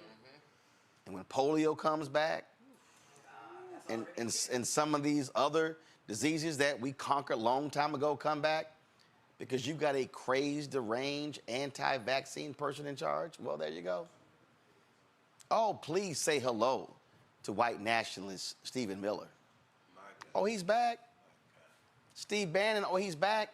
And do understand, all of the same people you had before who served as guardrails, they won't be there. You truly are going to have a cabinet, an administration of zealots, of individuals who have no business holding on to power. And so America got what it wanted tonight, and America is going to get what it deserves.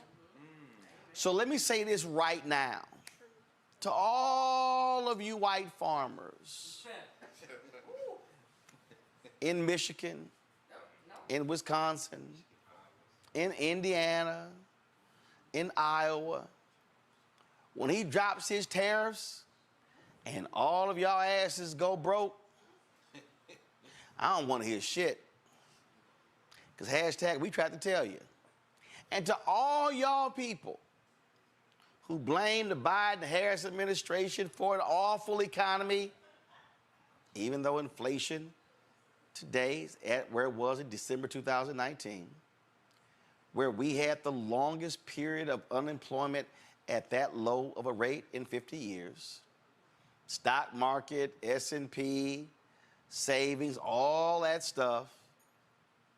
Oh, by all means, when his tariffs plan shifts all of that debt to you, don't look at us who voted for Harris. Because hashtag, we tried to tell you. We told you by voting for that fool what was going to happen. So your health is going to be compromised. Your pocketbook is going to be compromised. Oh, by the way, when your ass start choking and your water tastes like crap, don't come holler at us, because he is going to decimate the EPA. Oh, by the way, when your raggedy ass state go ask a fool with the education, please don't come holler at us, because of what he's about to do when it comes to the Department of Education. And again, all y'all white women who on birth control, don't come holler at us when this Supreme Court targets that too.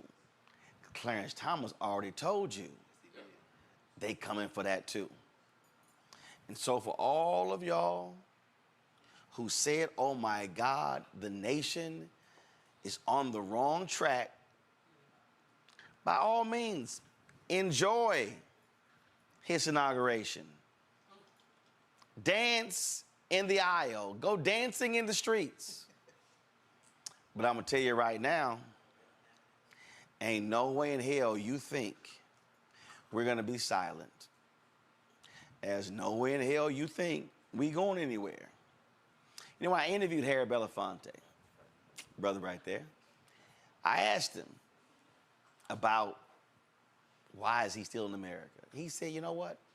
For all my love of the French Riviera, he said, I stayed here to make it better. And see, I know y'all really think this is yours. I know y'all really, really think that we should go to where we came from. Well, I'm gonna tell you where I came from. Riverside Hospital, Houston, Texas. 250 Defender Street in Clinton Park. And then 222 Pennsylvania Street in Clinton Park. So look at all the people making fun of this giant fucking turkey in the chat room. And this is why I put this on the screen, y'all. Let me read these comments. Somebody, I refuse. Didn't Trump fire Bannon though? I'm okay. Okay. Here he goes. The Black Caucus selling us out once again. He crashed out so bad that Wildlands had to roll him out. They were just crashing, arguing with each other. The last time I checked, the U.S. isn't a dictatorship. Go sit down somewhere, roly-poly. Didn't Trump fire Bannon? Yes, he did. Because Bannon was bringing too much heat. Bannon was a great strategist, but he brought too much heat. I refuse to listen to a dude that's built like an armadillo. That's offensive to armadillos, Nick. This is nonsensical. Somebody get this sellout crybaby pacified. Shouldn't he be on TV teaching Hillary how to do some ninja? Like, I'll never forget that this man was on TV showing Hillary Clinton how to tap dance.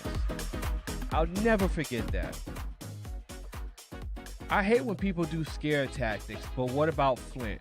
Flint's issue was self-inflicted because of a lot of things. And they switched back to the original water source 5 years ago. Besides, if they did, you guys are an easy ass. All they had to do was give you a 2-piece from Church's Chicken. That's offensive to Church's Chicken. With a biscuit. And those dummies never held the mayor accountable, not one bit. And still votes down ballot Democrat. I came from Wayne County Hospital, Detroit, Michigan. Look at the comments making fun of this freaking buffoon. We all voted for Trump. Black men salute. There's more victims in that room than the first 48. And this is how you know where the sentiment of people really lies when it comes to black people. Black people are starting to become very annoyed with these boule gatekeeping idiots. A lot of black people are becoming very tired of these people. Clowning this man in his chat room all night for 9 hours, just clowning these guys. Their bot was on fire, blocking all kinds of words, making fun of these idiots. He's an idiot. Here, and we gonna swing. And I'm telling you right now, y'all act a fool. It's gonna be the Montgomery Brawl. Ain't gonna be shit. Fuck you talking about? The dude from Detroit pulled up on you and you hid behind a black woman. The hell you gonna do? You ain't gonna do shit. That young brother from Chicago, he's from Chicago. That young brother from Chicago pulled up on you to have a manly conversation with you, and you hid behind a black woman. You ain't about to do nothing. You ain't about to do nothing.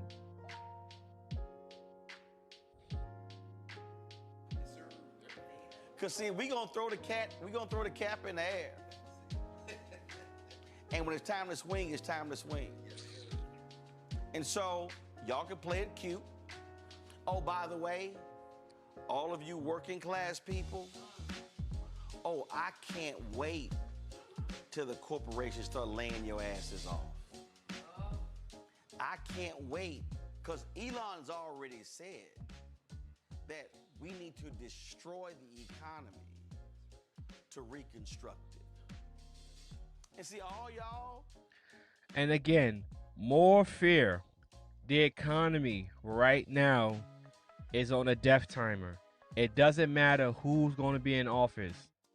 We are heading towards pain regardless. It is inevitable what's going to happen to the economy. It is going to happen regardless of who's in office.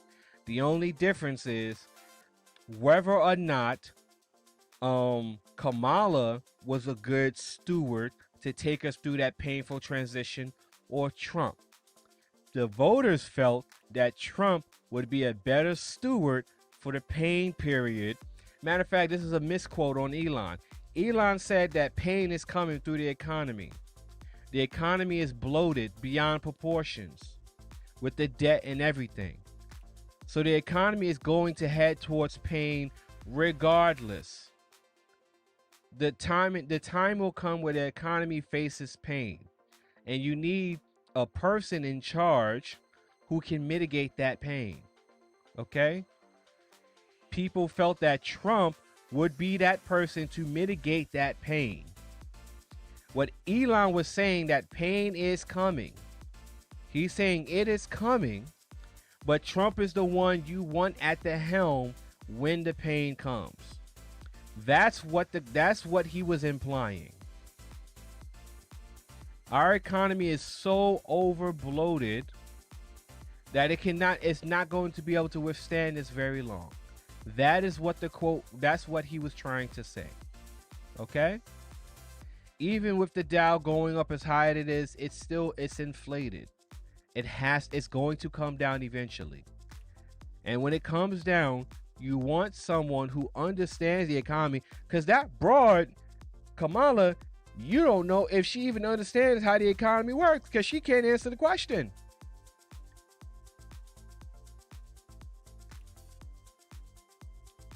Anyway. Who supports this? I'm sure Dana White's going to slap his wife around some more. And Trump is going to elevate him. And I know Jenny Thomas is just pleased tonight. And I know Clarence is saying, oh, Miss Jenny, we can now retire with millions because Trump is going to replace me with somebody hard right. But to the people out there who are frustrated and angry, and I've been seeing your text messages and your Twitter posts and all that, all I tell you to do is go pick up a history book. And do understand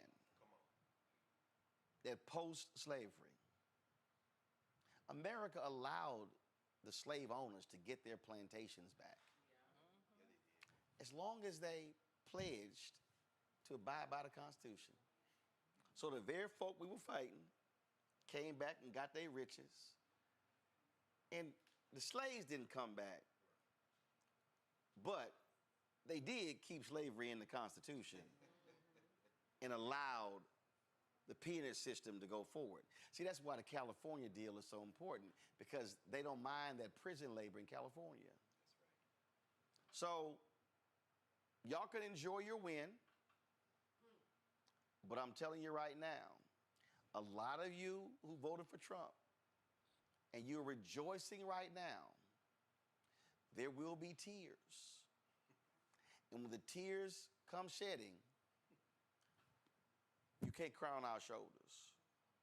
And you can't come to say, I don't know how this happened. And all we gonna say is, we tried to tell you. Let me thank all the panelists we've had on our coverage tonight. Let me tell y'all something, man.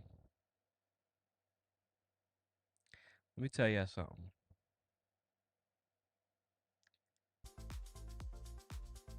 These black boulets and these boule people that come out these HBCUs, they are the biggest gatekeepers to the collective consciousness of black people in America.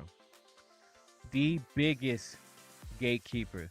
I mean, I'm not even concerned about white supremacists like I am concerned about these boule people. They are the biggest gatekeepers of the black collective consciousness moving forward with a political mindset. And I'm not even saying that black people all have to be uber political pundits. But what this man just said has instilled to the people that take this man serious, instilled a level of fear that will continue for the next 4 years. Let me find where they were lying, where they were arguing. Oh, I'm down with Trump. Well, I mean, remember Elon Musk? I'm saying that again. Trump had a rally where he had fake auto workers. We start talking about we threw in that post-racial, society, concept. But the reality is that a lot of this for these Trump voters is payback, right? Yeah. One of the things, I remember Public Enemy had this album called Fear of a Black Planet. That's right. And so this idea of multiculturalism, of power. Okay, enough of these people. I'm getting tired of these people. Biggest shows and biggest ops, biggest fucking ops, biggest ops. Until we deal with these, find a way to make these people less relevant. These two numbers right here will always stay the same. Let me move my beautiful face over here. Until we move past these people, those two numbers right there will stay the same. That 77 and 91% will stay the same.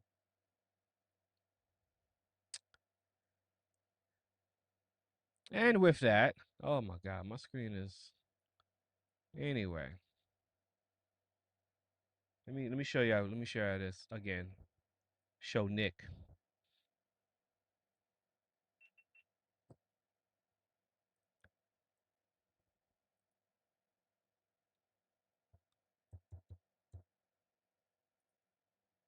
Let me show Nick.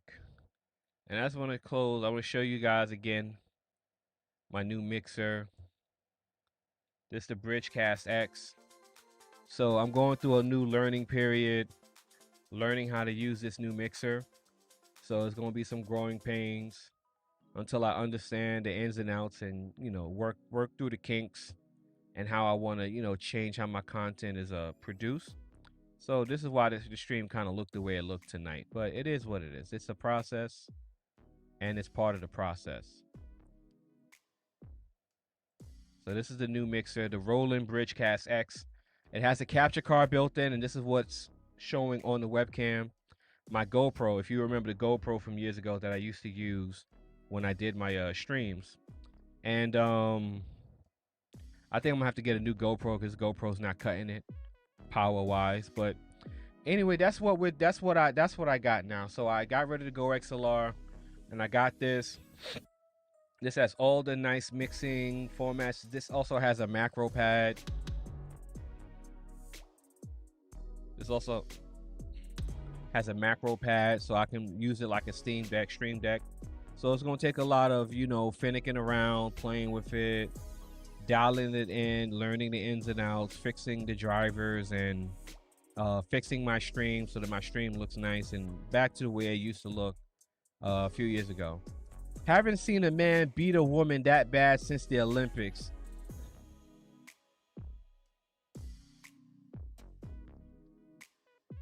So this is all USB powered. So this can either be powered through the computer directly or powered separately through a USB with a power brick. But I can run this directly off my computer, so it doesn't have a built-in power brick. Yeah, Joshua, like that guy who was actually a man, and everyone knew that was a fucking man because he looked like a man, built like a man, talked like a man, but they told you it was transgendered, only to come out and say that that man was a man. So that punk ass was in the Olympics beating the shit out of women, touching their women breasts and stuff. And these people made you believe that you're a bigot for saying that a man is a man when it is a man. And found out that man don't even got female genitalia. That's a whole man.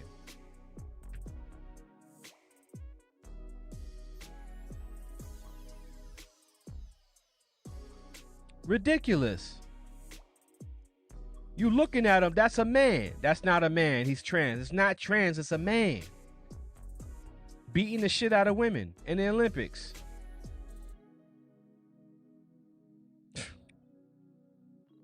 Yeah.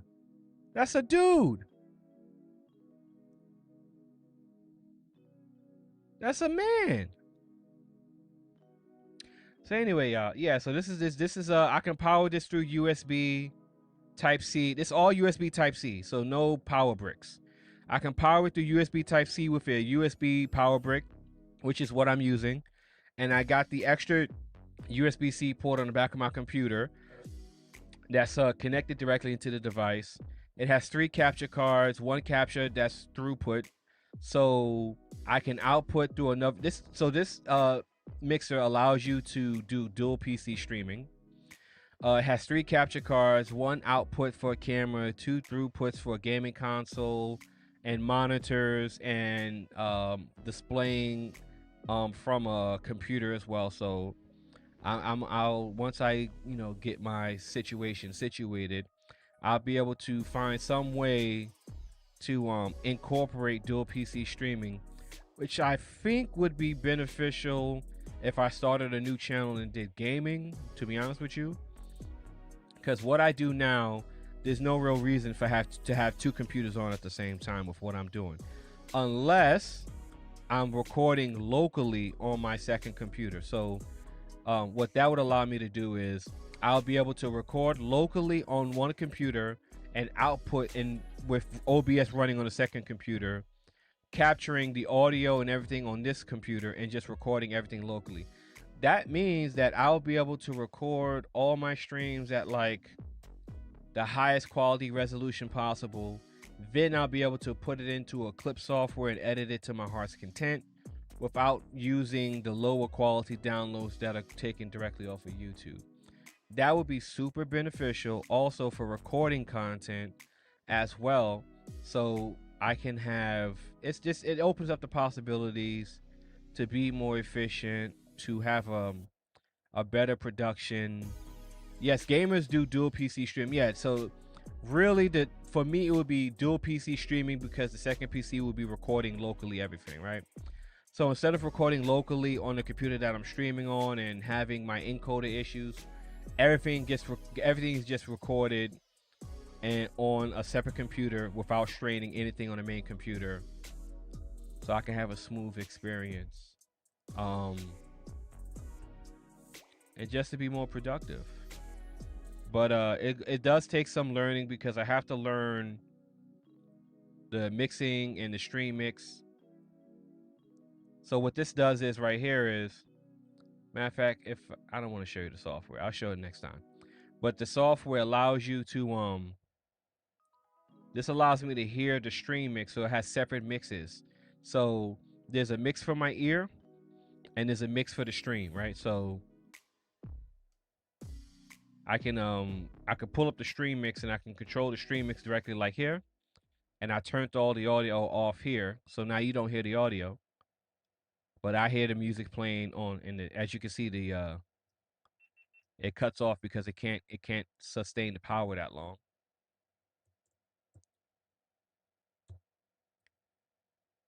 And I can control the mix like that. So now we're gonna give you guys back the music, right? And then I can control, it has separate dials here to control the audio. So let's say I don't want to hear the music in my ear anymore. So I turned the music down in my ear, but I just want you guys to hear the music. So you guys can only hear the music, but I can't. Right, I turned the music down all on both mixes. So these two dials control both mixes, right? So I turned the music down on my ear, but you can hear it. I can turn it all the way up for you guys. I can turn it all the way down for you guys, right? So when I turn the mix back on, the music is off. But then I could turn the music on in my ear because I want to hear music. I need music when I'm, talking and stuff like that. I don't like talking in the silence. So what I can do is when I want to just talk and I just want to, just talk and I don't want music playing or I'm playing a video, I don't want music playing. I just turn the stream mix down, right? I turn the stream mix down physically while the stream mix on the dials is still playing. So if I turn the mix on right here, I bring the music back in. And when I press this blue button, I can hear how the music sounds on the stream mix. And then what I can do is I can do mix link. And what this does is this connects the two mixes together. So this connects the stream to my ear. So then if I turn the stream down here and I turn it up in my ear, when I turn this physical dial up, it controls both. And now we're doing that. So the volume in my ear is louder than what you're hearing because I turned this down, as you can see. So this controls both mixes. So now you hear the same volume that I hear in my ear. So we're gonna unmix it right now. We'll leave it like that. I'm gonna turn it down in my ears a little bit. And we're gonna keep it like that. And then you got the mic settings over here. Now the mic settings are a little bit complicated. The macro pads are a little bit complicated. Then we got the USB out right here for the capture card. That's controlling the webcam right here. And I'm gonna have to upgrade this webcam because I don't like it. I don't like its performance. And what I want to use the webcam for is I want to use this webcam for the vertical stream, and I want to just have it somewhere with a longer HDMI cable somewhere over here on my right hand side, so that when I do the vertical stream, the vertical has its own camera, the horizontal has its own camera, so that the vertical stream can be completely separate from the horizontal stream and how it visually looks to people.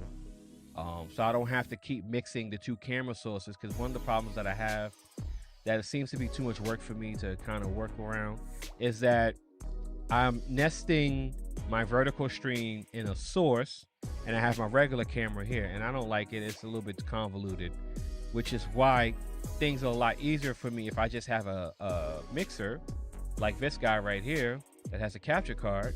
All I gotta do is get an extra long HDMI cable, put it over here, have two separate cameras, two separate scenes.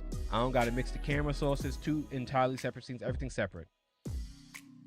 We got Handling Jones, third shift. What's going on? I don't got all my sound effects, so you get a whoosh. You get a whoosh. Yeah. So I don't got my sound effects. So also what you can expect, I'm gonna redo my entire OBS layout from scratch. Again, it looks very messy. That's just me being honest. Like, it looks very messy. It looks all convoluted and stuff. I don't like the way it looks. So I got to sit down and just redo the entire layout. Even this, I like this. This is staying the way it is. I love this. I'll probably change the video intro, and I'll change this. But I'm gonna change things up. As far as going forward with the content, I'm not gonna keep talking about the political stuff because I don't want to. There's not much to talk about. I'm gonna go back to talking about what I regularly talk about with social media and podcasting. Honestly, I see like the podcasting stuff is going to take a different. It's only going to go up from here. So that's kind of what I want to do, but I have to fix the the presentation and the actual content. So that's what I want to work on. That's what I want to improve. That's why I got the mixer and this shit right here, man. It always does that. Anyway, and that's why I got this mixer, so I can change things. Yeah. So with that being said, we are gonna pack it up. And if I'm gonna continue to use this I'm definitely probably gonna get a new GoPro. And this is a GoPro 5, so I just get like a GoPro 8 or 9. I don't need anyway, I don't need a huge mix. I don't need a huge Canon. I don't need a huge GoPro. So anyway, guys, man, I appreciate you guys for hanging in there with me. You know, it's a little all over the place, man. You know how it is, man. But I appreciate you guys for tuning in. I hope you guys enjoyed the content. We had the election. Election's over. We're not out the woods yet. I do believe there's going to be a lot of. Everyone show Silver some love by hitting that like button if you have not done so. Yeah, I appreciate the likes. Definitely hit the likes. I appreciate that. The likes mean a lot. I greatly appreciate that. So, yeah, we're not out the woods yet with the election. They're already starting to protest and riot. So you already know how that. Kamala said, told them people to fight. So you already know she gave them their marching orders. So they're about to start turning up. They're already doing it now. So you know how that is. So we're not out the woods yet with the political stuff. We got to make it to January. So we'll see how that goes. But it's been cool. Yeah, it's been cool. Later. So until next time, man, I got a little extended outro with the music. So if you guys, turn the screen off and jammed a little bit to the tunes while I unplug things over here, you're more than welcome. Till next time, thank you, goodbye, and good night.